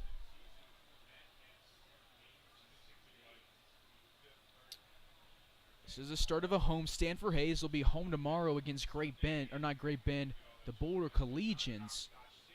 That'll be game 1 of 2. They'll play them tomorrow and they'll play them Sunday. Have Monday off and then play on Tuesday against Dodge City and have Wednesday and Thursday off before we go to Colorado. So tonight versus Great Bend, Saturday and Sunday versus Boulder, and then Tuesday versus Dodge City. 3-1 delivery from Hare over the outside part of the plates. Chasing it is Howell, and he sends it into the Larks bullpen.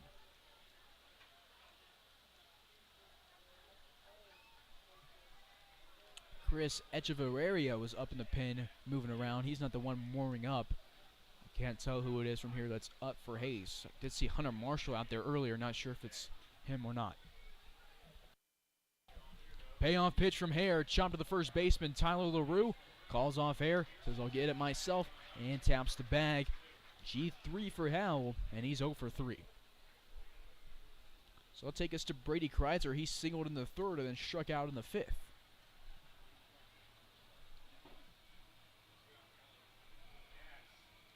Two away, base is empty.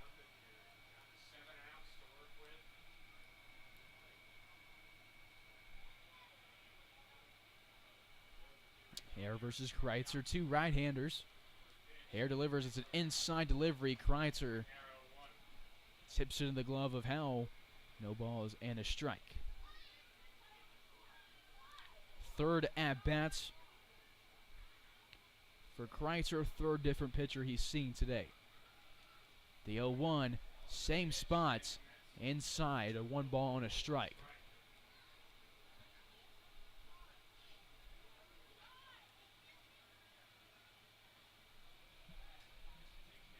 Halter sets up inside. That's where Hare's thrown the past 2. This one is going to bounce off the turf, 2-1.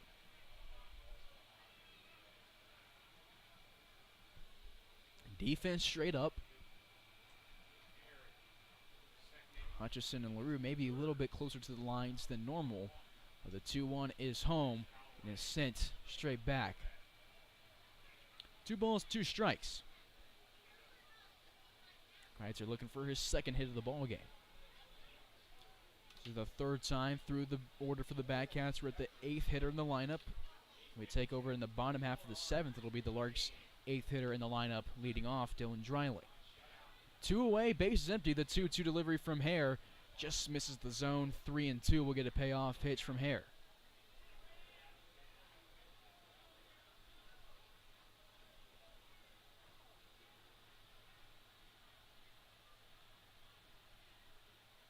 Hare takes a breath. The 3-2 payoff pitch will be a walk for Brady Kreitzer.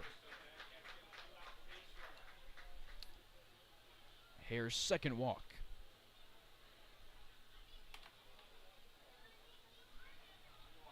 The second baseman number 6, Brady Kreitzer. So it'll be Joel Nieves at the dish. Kreitzer at first. Nieves on the day 0 for 2. He struck out looking in the third and then popped up to Tanner Rice in the 5th.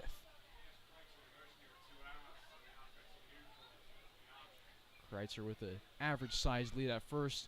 Hare ignores them, delivers home. Showing bunt as Nieves, he pops it back straight to the backstop.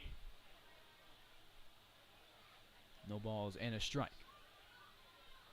Halter will put back on his mask and get set. Right, Nieves gets some swings. Do it for the Larks, as I said. Dylan Driley, he'll be followed by Leo Jeminian and Tanner Rice. 0-1 home, swinging a foul ball, no balls, 2 strikes. Larks will look to add to their lead in the bottom half of the inning after the 7th inning stretch. Always handy to have a few more runs on the board.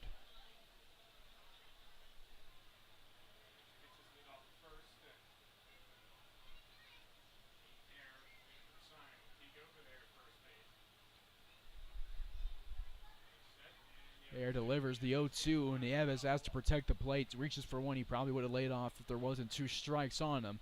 Since the backstop 0-2.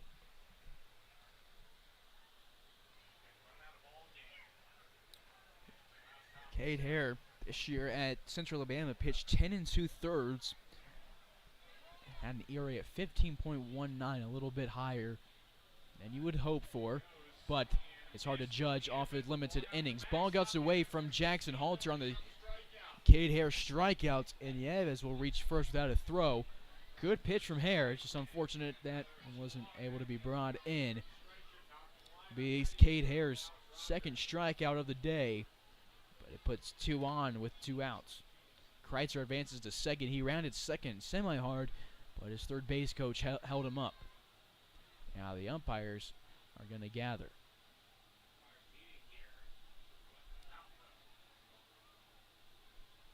Whenever the meeting's done, it'll be Alex Rogers at the plates. And they will say that the runner at first is out. So that'll do it for the 7th inning. It is a strikeout. Now what? Now they're sending the guys back out? Home plate umpire pointed at the runner, said out. So our guys started leaving the field, and now they're being sent back out. So Cade Hare will jog out back to the mound with a smile on his face. So we're not sure what that signal was really going on there. Nieves held up his hands like, I don't know what's going on when they said you're out. But I guess he was right. He's not out. 2 on, 2 outs for Alex Rogers at the top of the order. Rogers 0 for 2 with a walk. He's grounded out to Tanner Rice twice. Grounds one over the third base side. It goes right to the third base coach. One-handed snag from the Batcats head coach, Roger Ward.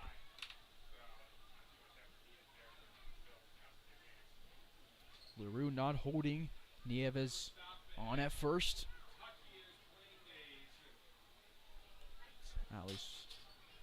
Rogers looking for his first hit in an RBI here with Kreitzer at second. Down the count, no balls, 1 strike. Hare delivers, misses low, 1 ball, 1 strike, 2 away.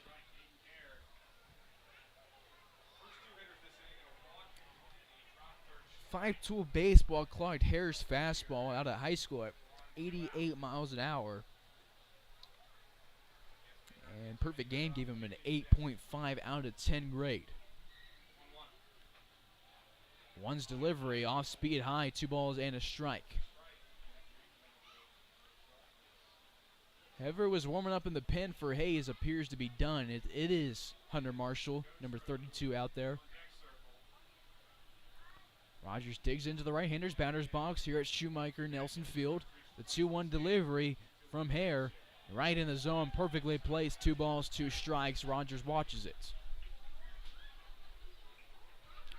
Rogers had a decent game yesterday, going 1 for 4 with a run scored and a walk. Got aboard 2 times in his 5 plate appearances. 2 away, 2 on, 2-2 count here in the top half of the 7th inning.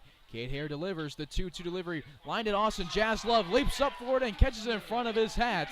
What a nice play from the Tennessee Volunteer, and Jaslove takes us to the 7th inning stretch here in Hays, Kansas. Larks up 4-0, looking to do some more damage in the bottom half of the inning.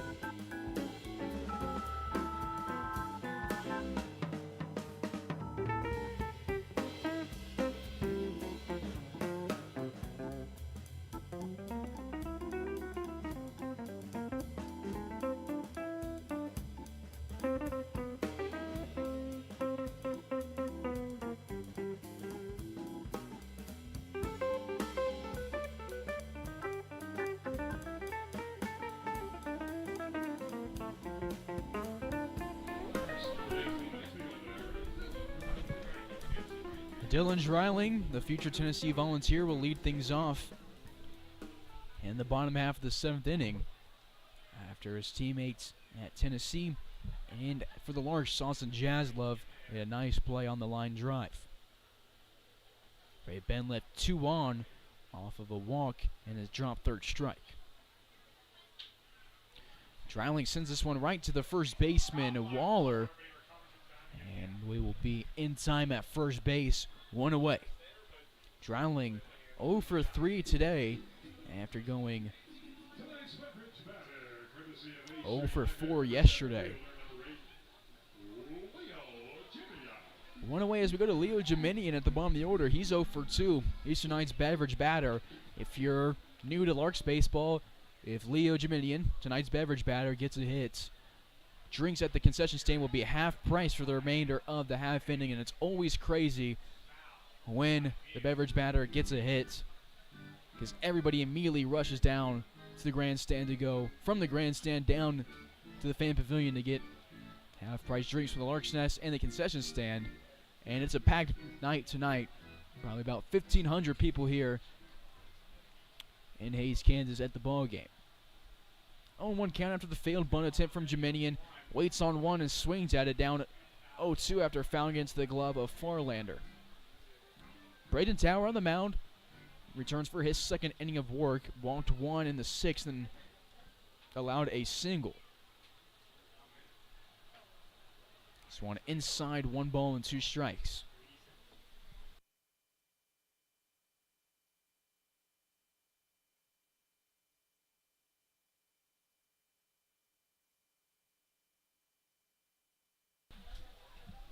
On deck, Tanner Rice with Allison Jaslove in the hole.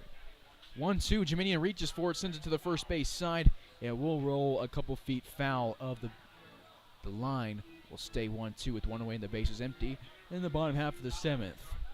Larks have been scoreless since the 3rd inning. They picked up 3 off of a great first inning. The first 5 batters of the inning all reached base. And we got 3 runs there. Got 1 in the 3rd. Since then, it's been pretty quiet. 1-2 from Tower. Outside, good eye from the French outfielder.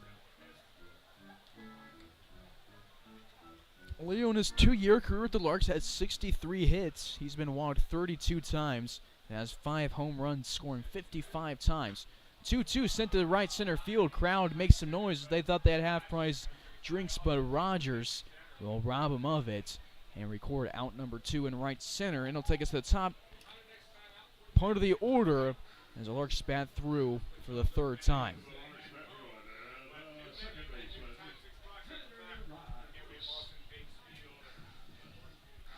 Tanner Rice to the dish, 1 for 3 on the day. He singled and scored in the 1st. Since then, gone 0 for 2 after striking out to end the 2nd and grounding out to start the bottom of the 5th. Shows bunt here, pulls it back as it misses outside, 1-0. Ray Ben will be down to their final 6 outs. And it'll be up to the 2, 3, and 4 hitters to get things going in the 8th.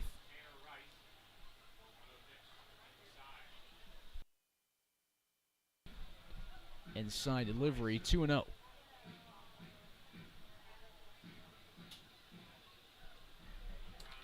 Rice moved up in the order from yesterday. Yesterday batted 6th. Now as a leadoff guy today, he went 2 for 4 with a pair of singles and takes 3 straight balls here. Harp is up. Coach Harp, pitching coach, out in the bullpen, talking to Chris Echeverria. As he's warming up, looks like Hunter Marshall's done and will be ready to go for the 8th inning. 3-1 taking all the way.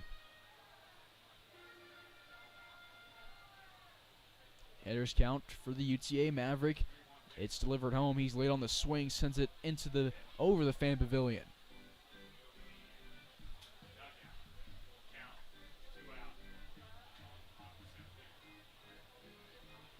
Payoff pitch here from Tower.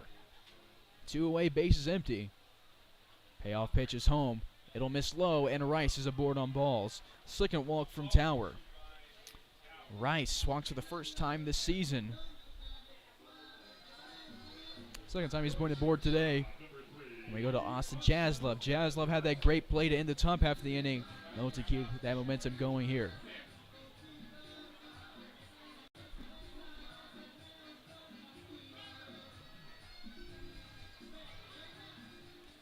Jaslov 1 for 3 on the day with 2 ground outs to the other shortstop, Malone. But our shortstop singled in the first and scored. Jaslov 1 for 3 yesterday with an RBI on his double to left field, deep left field. 0-1 is the count as he's looking here.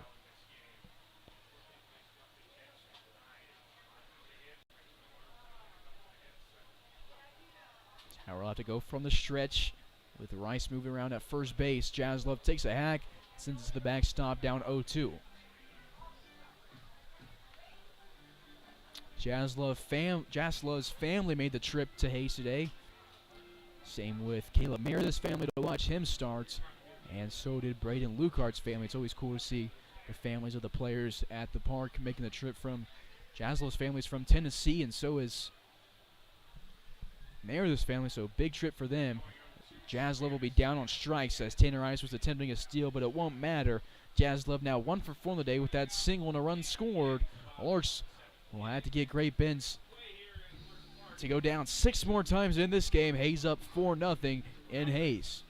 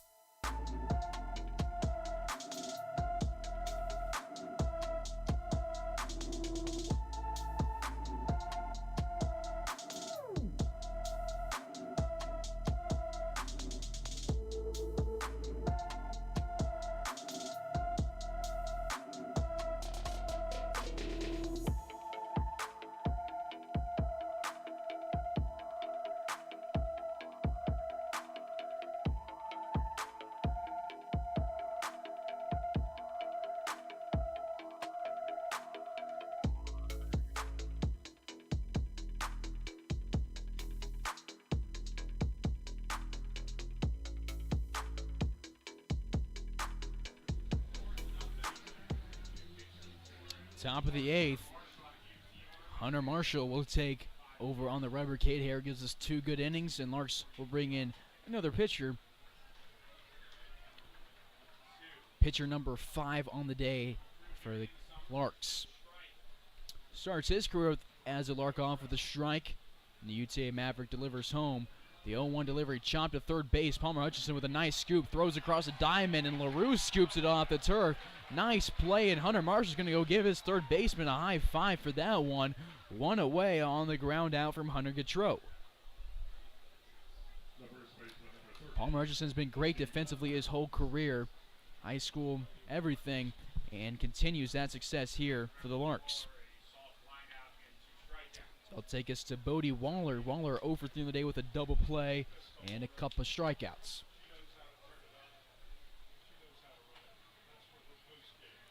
Called strike. Marshall 3 pitches to all strikes. Marshall, a 6-foot freshman, goes to UTA in the Sun Belt. He's a Keller, Texas native. If you've been a Larks fan for a while, might sound familiar to you.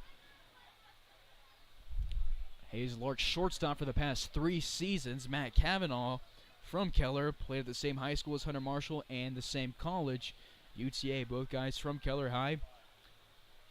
Marshall at Keller was rated as the 52nd best right-handed pitcher from Perfect Game. It was a perfect game preseason underclass All-American high honorable mention in 2018 and 2019.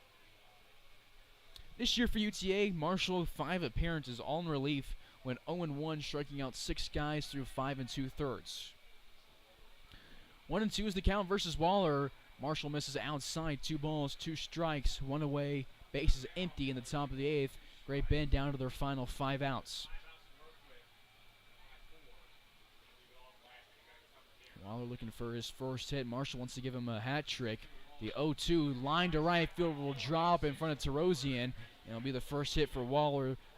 The first hit for Great Bend since the 3rd inning. 1 out single for Waller.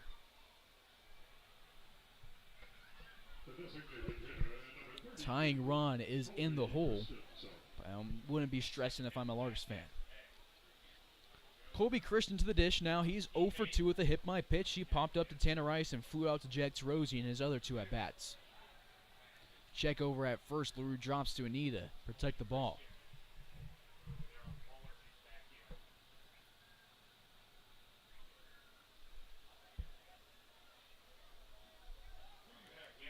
Check over again. Not in time. Perfect Game clocked Hunter Marshall's fastball at 90 miles an hour. Prep Baseball Report gave it at a miles per hour between 85 and 89. And they clocked a slider between 74 and 73. Strike 1 here on Christian, the DH. Marshall was originally an Oklahoma commit before deciding to go to UTA. He was twice first team All-District and was a district newcomer of the year. He was at Keller. In his junior year of high school, he had a 1.68 ERA.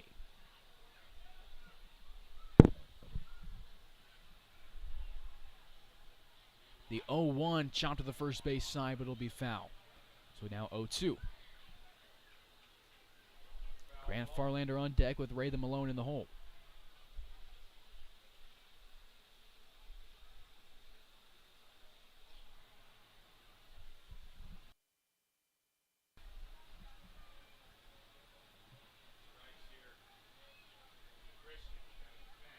No balls, 2 strikes, 1 away, runner on first.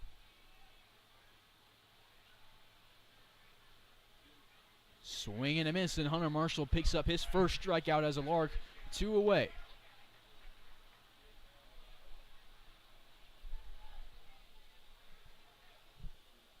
Christian now 0 for 3.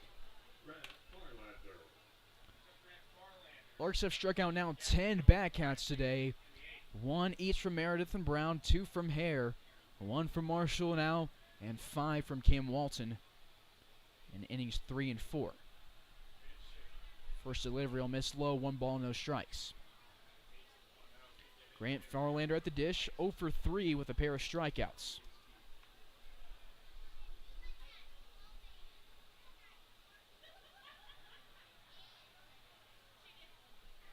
It was the last out of the top of the 6th inning. And the second out in innings 2 and 4. Want to know he digs into the right-hander's batter's box versus the 6-foot North Paul Marshall. 1-0, swing and a miss on a heater, 1-1. Nice pitch. Farlander to swing above it, and he even lost his balance a little bit on the swing. Under the lights here in Hays, Kansas. Just a slight breeze moving in from left center.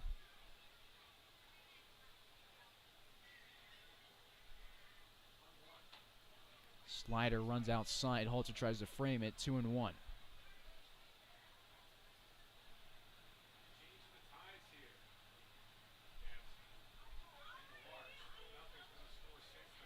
Defense straight up. LaRue trying to keep Waller honest at first, ready for a pick-off attempt. The 2-1 is home, swing and a miss. 2-2. 2-2 count, 2 away in the top half of the 8th. Larks want to win this one after losing 5-3 yesterday, and they want to get their first win of the 2022 campaign. 2-2 delivery outside, full count.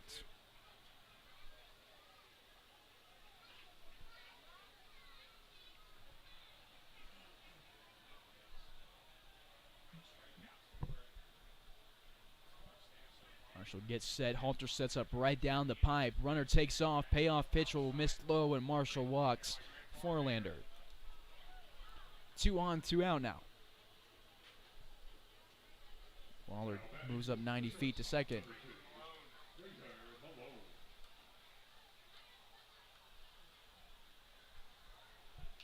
So now it's Rathan Malone, a shortstop, 0 for 2 with a hit by pitch, a fly out to Jack Tarosian, and a ground out to Austin Jaslov. Swings and fouls this one off, 0-1.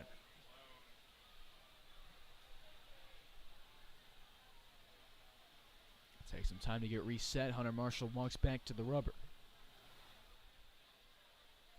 Still a good attendance tonight. People staying around for the whole game in this rivalry.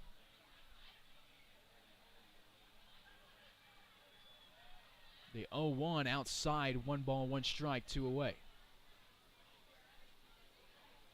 Do it for the Larks in the bottom half of this inning. 3, 4, 5 hitters, Tarosian, LaRue, and Evans.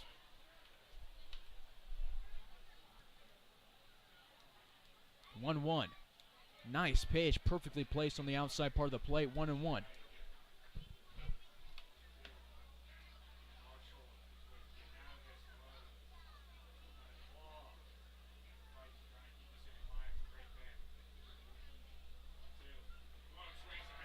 Swing and a miss from Malone. And that'll be Hunter Marshall's second strikeout of the inning. Strikeout number 11 for the Larks pitching staff. And it takes us to the bottom half of the 8th. Hayes up 4-0 against Great Bend. And Great Bend will be down to their final 3 outs after the Larks hit on Larks Network.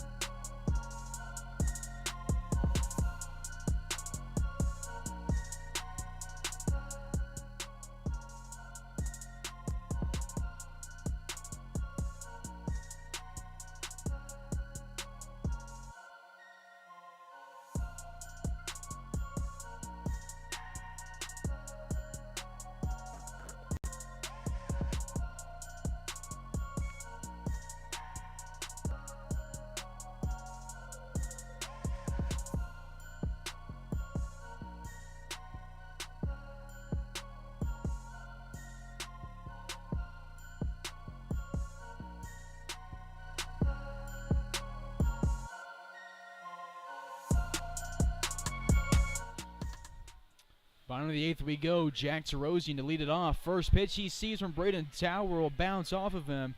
And now Jack Tarosian's been hit twice today, and he reaches for the 3rd time. Most painful way to get on base. And he's done it twice. And he has speed. We'll see if the Larks want to be aggressive with him and add another run onto their lead.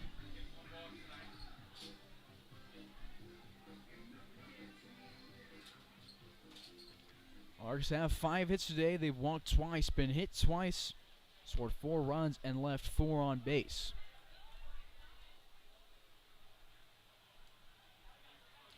Inside delivery, 1-0.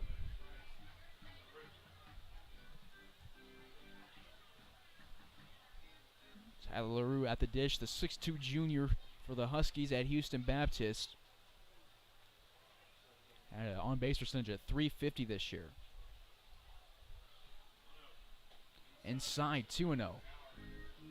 Tower losing his command a little bit here. Chris Echeverria still up in the pen, not throwing, but he's out there loosening up.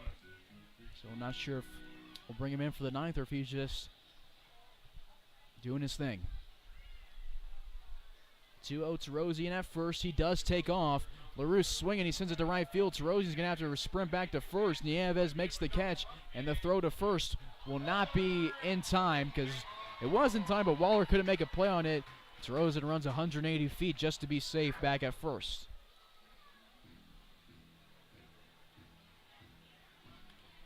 So one away. LaRue now 1 for 3 with a single, a walk, a run scored and a run driven in. We go to Brady Evans, who's 1 for 3 with a single and a couple of RBIs. All the production today has been through the first 5 in the order. Runs scored through hitters 1 through 4, and the RBIs have come from hitters 4 and 5.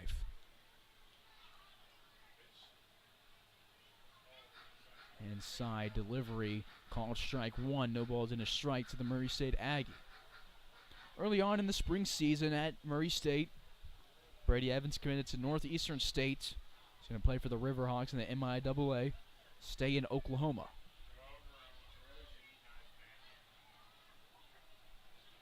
Check out Terosian. He's in safely.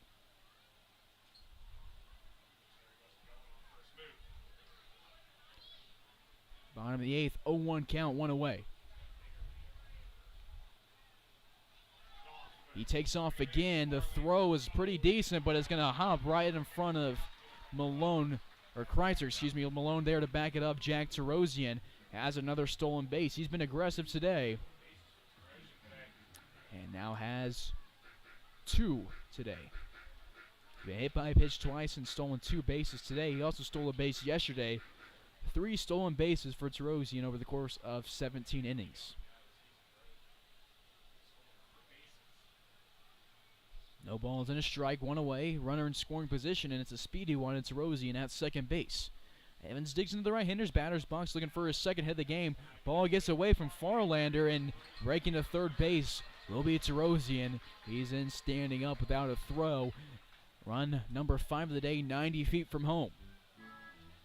All Brady Evans has to do is send something into the outfield, and Terosian could score whether it's a hit or a sacrifice fly. He scored on a really shallow sacrifice fly yesterday in Great Bend off the bat of Tyler LaRue.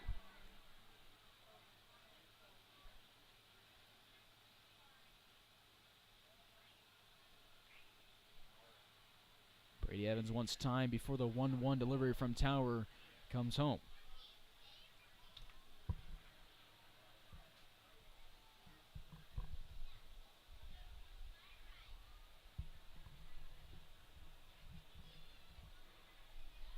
One-two delivery with 1 away, runner at third base. It gets away from Farlander. Breaking home is Terosian. He'll be in safely, and he will score for the second time today. Run number 5 for the Larks gets hit by a pitch. Has to go back to first after trying to steal second on a flyout. Steals second, advances to third on a wound pitch, and advances home again. He's running all over the place and has now scored twice. Once in the third, once in the 8th. Got to second base in the first and then was out on the fielder's choice.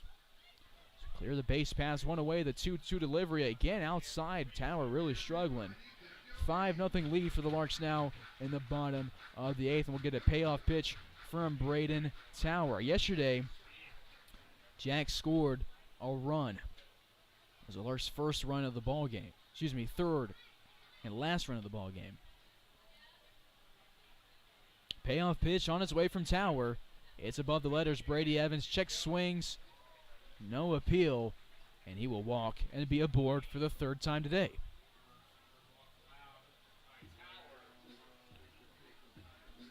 Evans now at first, still only 1 out, and Jackson Halter will make his way to the dish. And Farlander wants to chat with Tower before Halter will dig into left-hander's batter's box.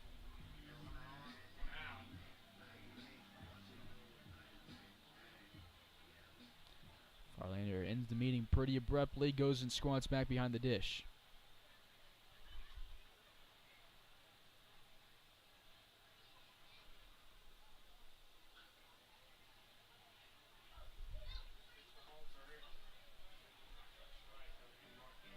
Called strike one on Jackson Halter. Halter on the day, 1 for 3. He flew out in the first inning, struck out in the third, and got his first hit as a Lark in the 6th inning on a single. Single almost brought LaRue home, but a nice throw from Nieves got the Larks' first baseman out. This ball is off the glove of Farlander, and Evans hopped around at first base, decides not to go to second. Farlander has some trouble even throwing the ball back to the mound. And we will get a pinch, not a pinch runner, but a courtesy runner. Now it will be a pinch runner because Brady Evans isn't the catcher, and I'm used to him being the catcher, and whoever runs for him is a pinch runner, or courtesy runner, excuse me. Goodness. But it'll be a pinch runner, and Brady Evans will have a day. And Hunter Rawson will be the pinch runner. Rawson, a junior at the University of Texas, Arlington. Stands at 5'11" and is an Aledo, Texas native. Has some speed, had a 6.67 60 time in high school according to Baseball Factory. Halter rips this one to right field. It's going to roll to the wall. Bounces on the warning track. Frank Leo decides to hold Rawson up at third. He goes from first to third on the Jackson Halter double. After starting his career down 0-2, Halter has back-to-back hits, a single and a double, and puts 2 in scoring position for the Larks with only 1 away. And out of the dugout is Roger Ward for the Batcats. Maybe we'll get a pitching change here in the bottom of the 8th inning. Hayes in danger, making a 7-0 ball game with a base hit. We'll take a quick pause on Larks Network and be right back.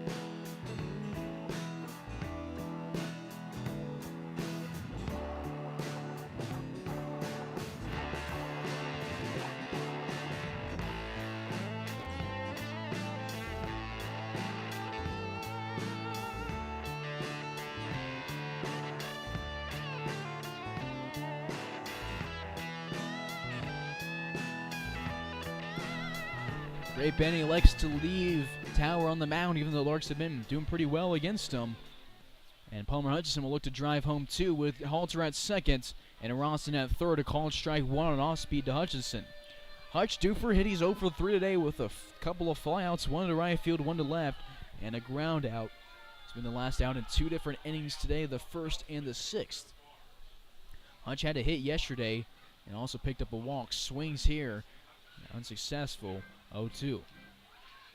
This hit was a single. Larks had 8 hits yesterday, all but one. Austin Jaslov's double were singles. 2 on, both in scoring position, 1 out in the bottom of the 8th. Down 0-2 in the counts. Palmer Hutchison facing off against Tower. Tower in command of the counts. Misses outside, doesn't like the call. 1-2.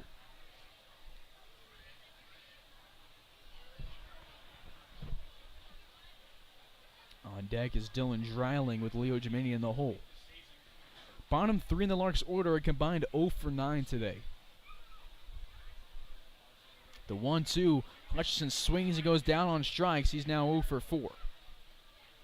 So allowed out number 2.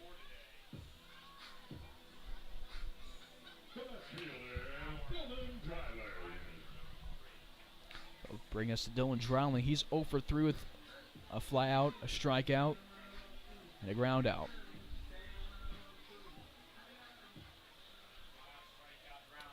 He's in the left-hander's batter's box.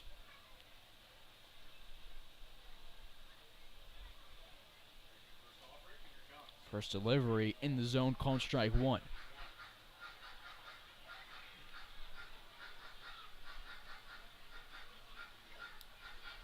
Braden Towers pitched 2 2/3 now. thrown 48 pitches, allowed 2 hits, 1 earned run, 2 strikeouts, and 3 walks. The 0-1 from Tower. Dreiling checks, swings, and second base umpire says he didn't go around. 1-1.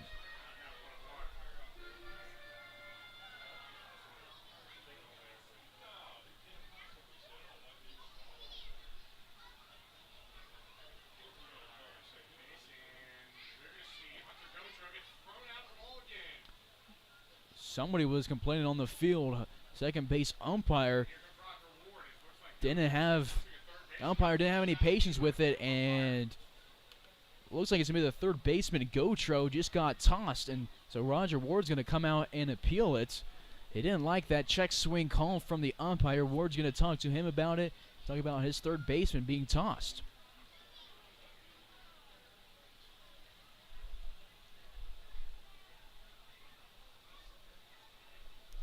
Didn't see if there was a warning at all. Just saw the umpire say, "You're gone." Gotro will walk to the dugout.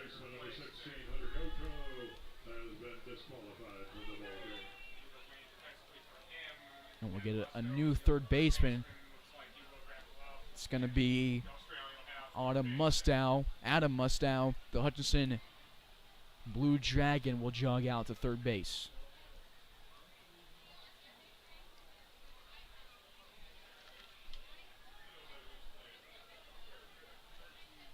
Mustow played yesterday in the game against the Larks. Went 1 for 3. And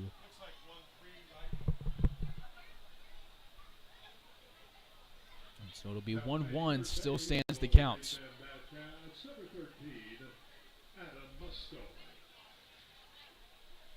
It's Mustow getting acquainted with Malone at shortstop. Quite a time to get thrown into the ball game with 2 outs left in your last inning to fielding. Whatever Gotro said must have been enough for the umpires.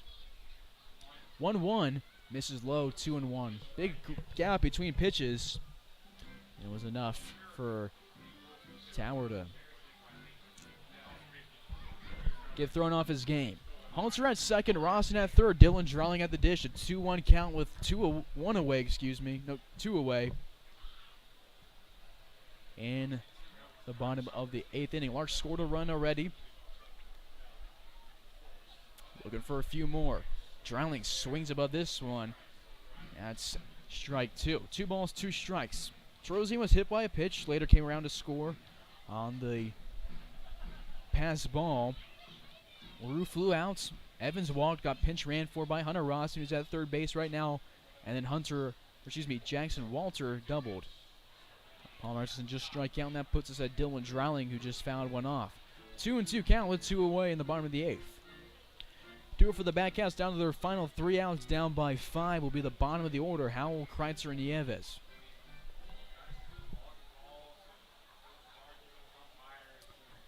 Bottom 3 in the Larks order now 0 for 10 after the Hutchinson strikeout. 2-2 delivery above the letters to Dreiling, and we'll work a 4 counts.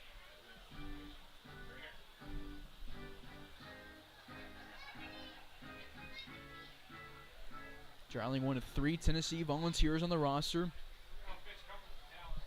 And the payoff pitch is sent hard to right field. Nieves came in. He's at the wall. He's at the warning track. Forget about it. That one's gone. 3-run shot for Dylan Dreiling. Dreiling's 3rd career home run as a Lark, and he clears the bases, makes it an 8-0 ball game for the Larks. Rawson scores, Halter scores. Dreiling, who was 0 for 7 to start the season, sends a loud one to deep right field and picks up 3 ribbies on 1 play.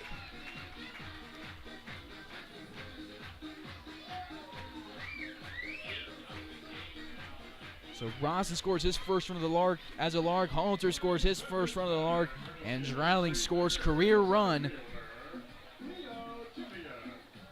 Don't have the number for that one, but that's RBI number 23, 24, and 25 as a Lark. Run number 15 in his career as a Lark now. So 2 away, clear the bases, make the lead 8-0 against the Batcats. That one was cranked. Leo Jiminian, the beverage batter at the dish, has a 1-1 count.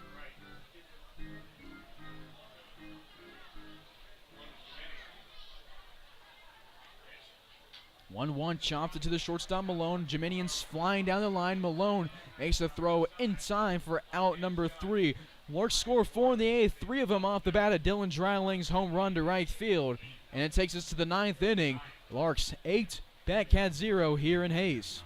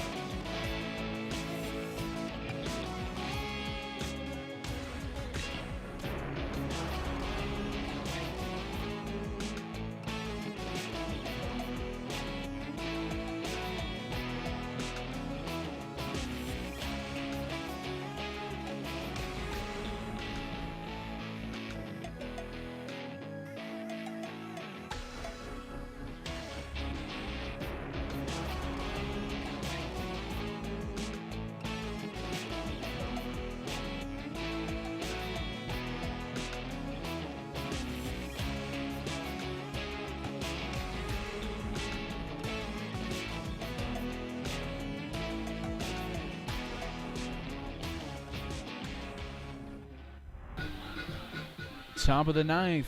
Great Bend down to their final 3 outs. And Larks will bring in another pitcher. Pitcher number 6 of the day. It's Chris Echevarria. Echevarria goes to Arizona Western. Plays for the Matadors down there. Made 12 appearances for them. 3 starts, went 1-1 this year in the JUCO ranks. It's from Mayor del Rey in the Dominican Republic. Just looking at some of the Larks who watched him pitch in the preseason, and they were just talking about how nasty the stuff he was throwing was. He's got a good arsenal of pitches. Let's see how it favors for him today.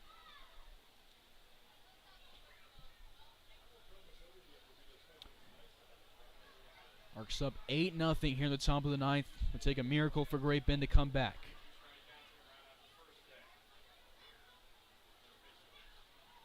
Swing and a miss, 0-1.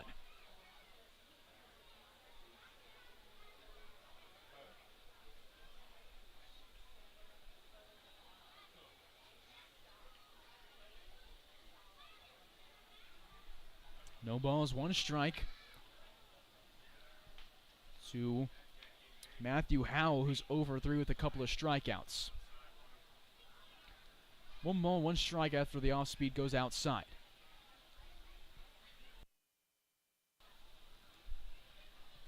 On deck, Brady Kreitz with Joel Nieves in the hole.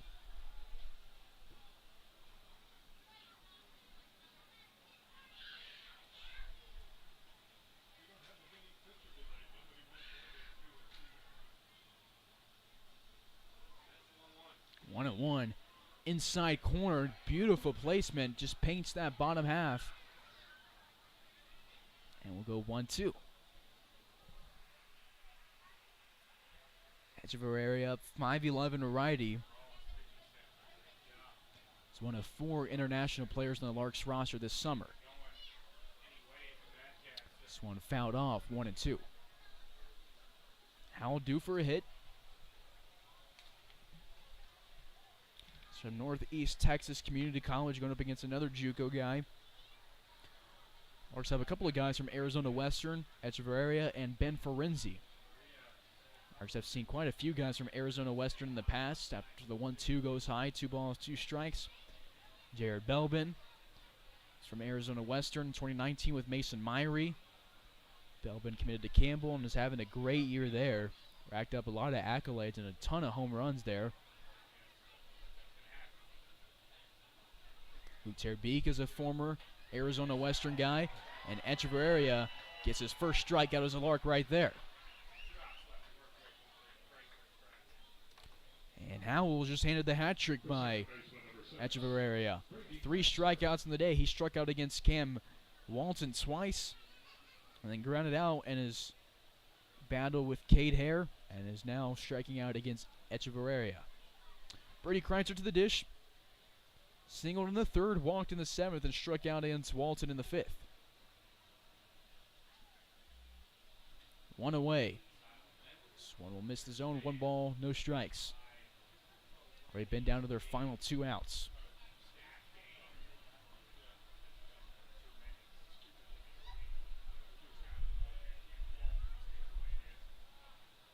One away, bases empty. Kreitzer sends it to the backstop, 1-1.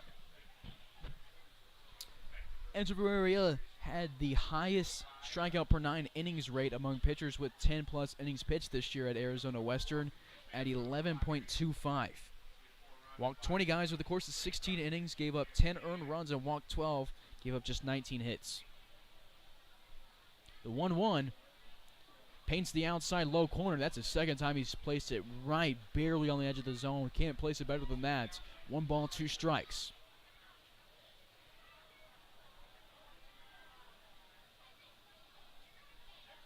Shakes off Halter, nods on the 2nd sign, and will go from the stretch. 1-2. Swing and a miss from Kreitzer. 2 batters faced for Echeverria. 2 strikeouts. Kreitzer down strikes for the 2nd time today. Really a good 2 games for Kreitzer, though, against his hometown's team. The right fielder, number 8, JoJo Nieves. Joel Nieves to the dish now. Nieves 0 for 3 with a couple of strikeouts, 1 against Hare, 1 against Walton. And he popped up to Tanner Rice in the 5th.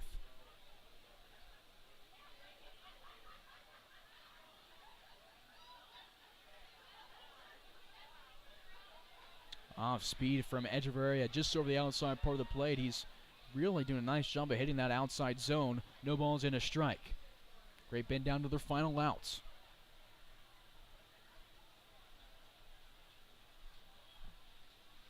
The 0-1 at the letters. No balls, 2 strikes. Bottom of the order, top of the 9th.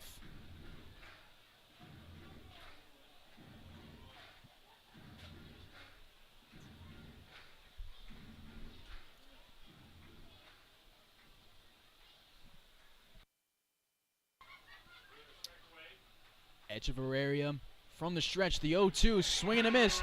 3 batters face, and Echeverria strikes out the side. In the top of the 9th, Great Bend falls to their rival 8-0 here in Hays, Kansas. They split the series on the home and away. Each team wins their home game, and Hays wins 8-0.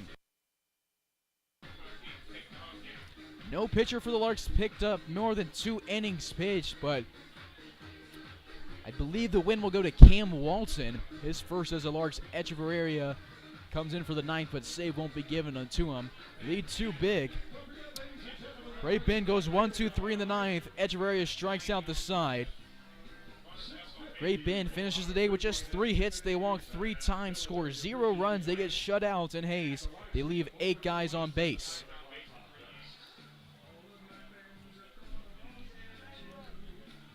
Teams have to be told to go through the high 5 line at the end of the game. Hays, on the other hand, got 7 hits. They walk 3 times, leave 4 on base, but they pick up 8 runs. 3 runs in the first inning when the first 5 guys all reached.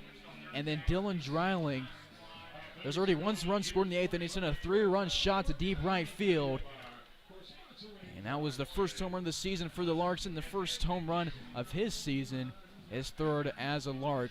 The Larks win at 8-0 against Great Bend. Few games at home coming up. You can see them on your screen now.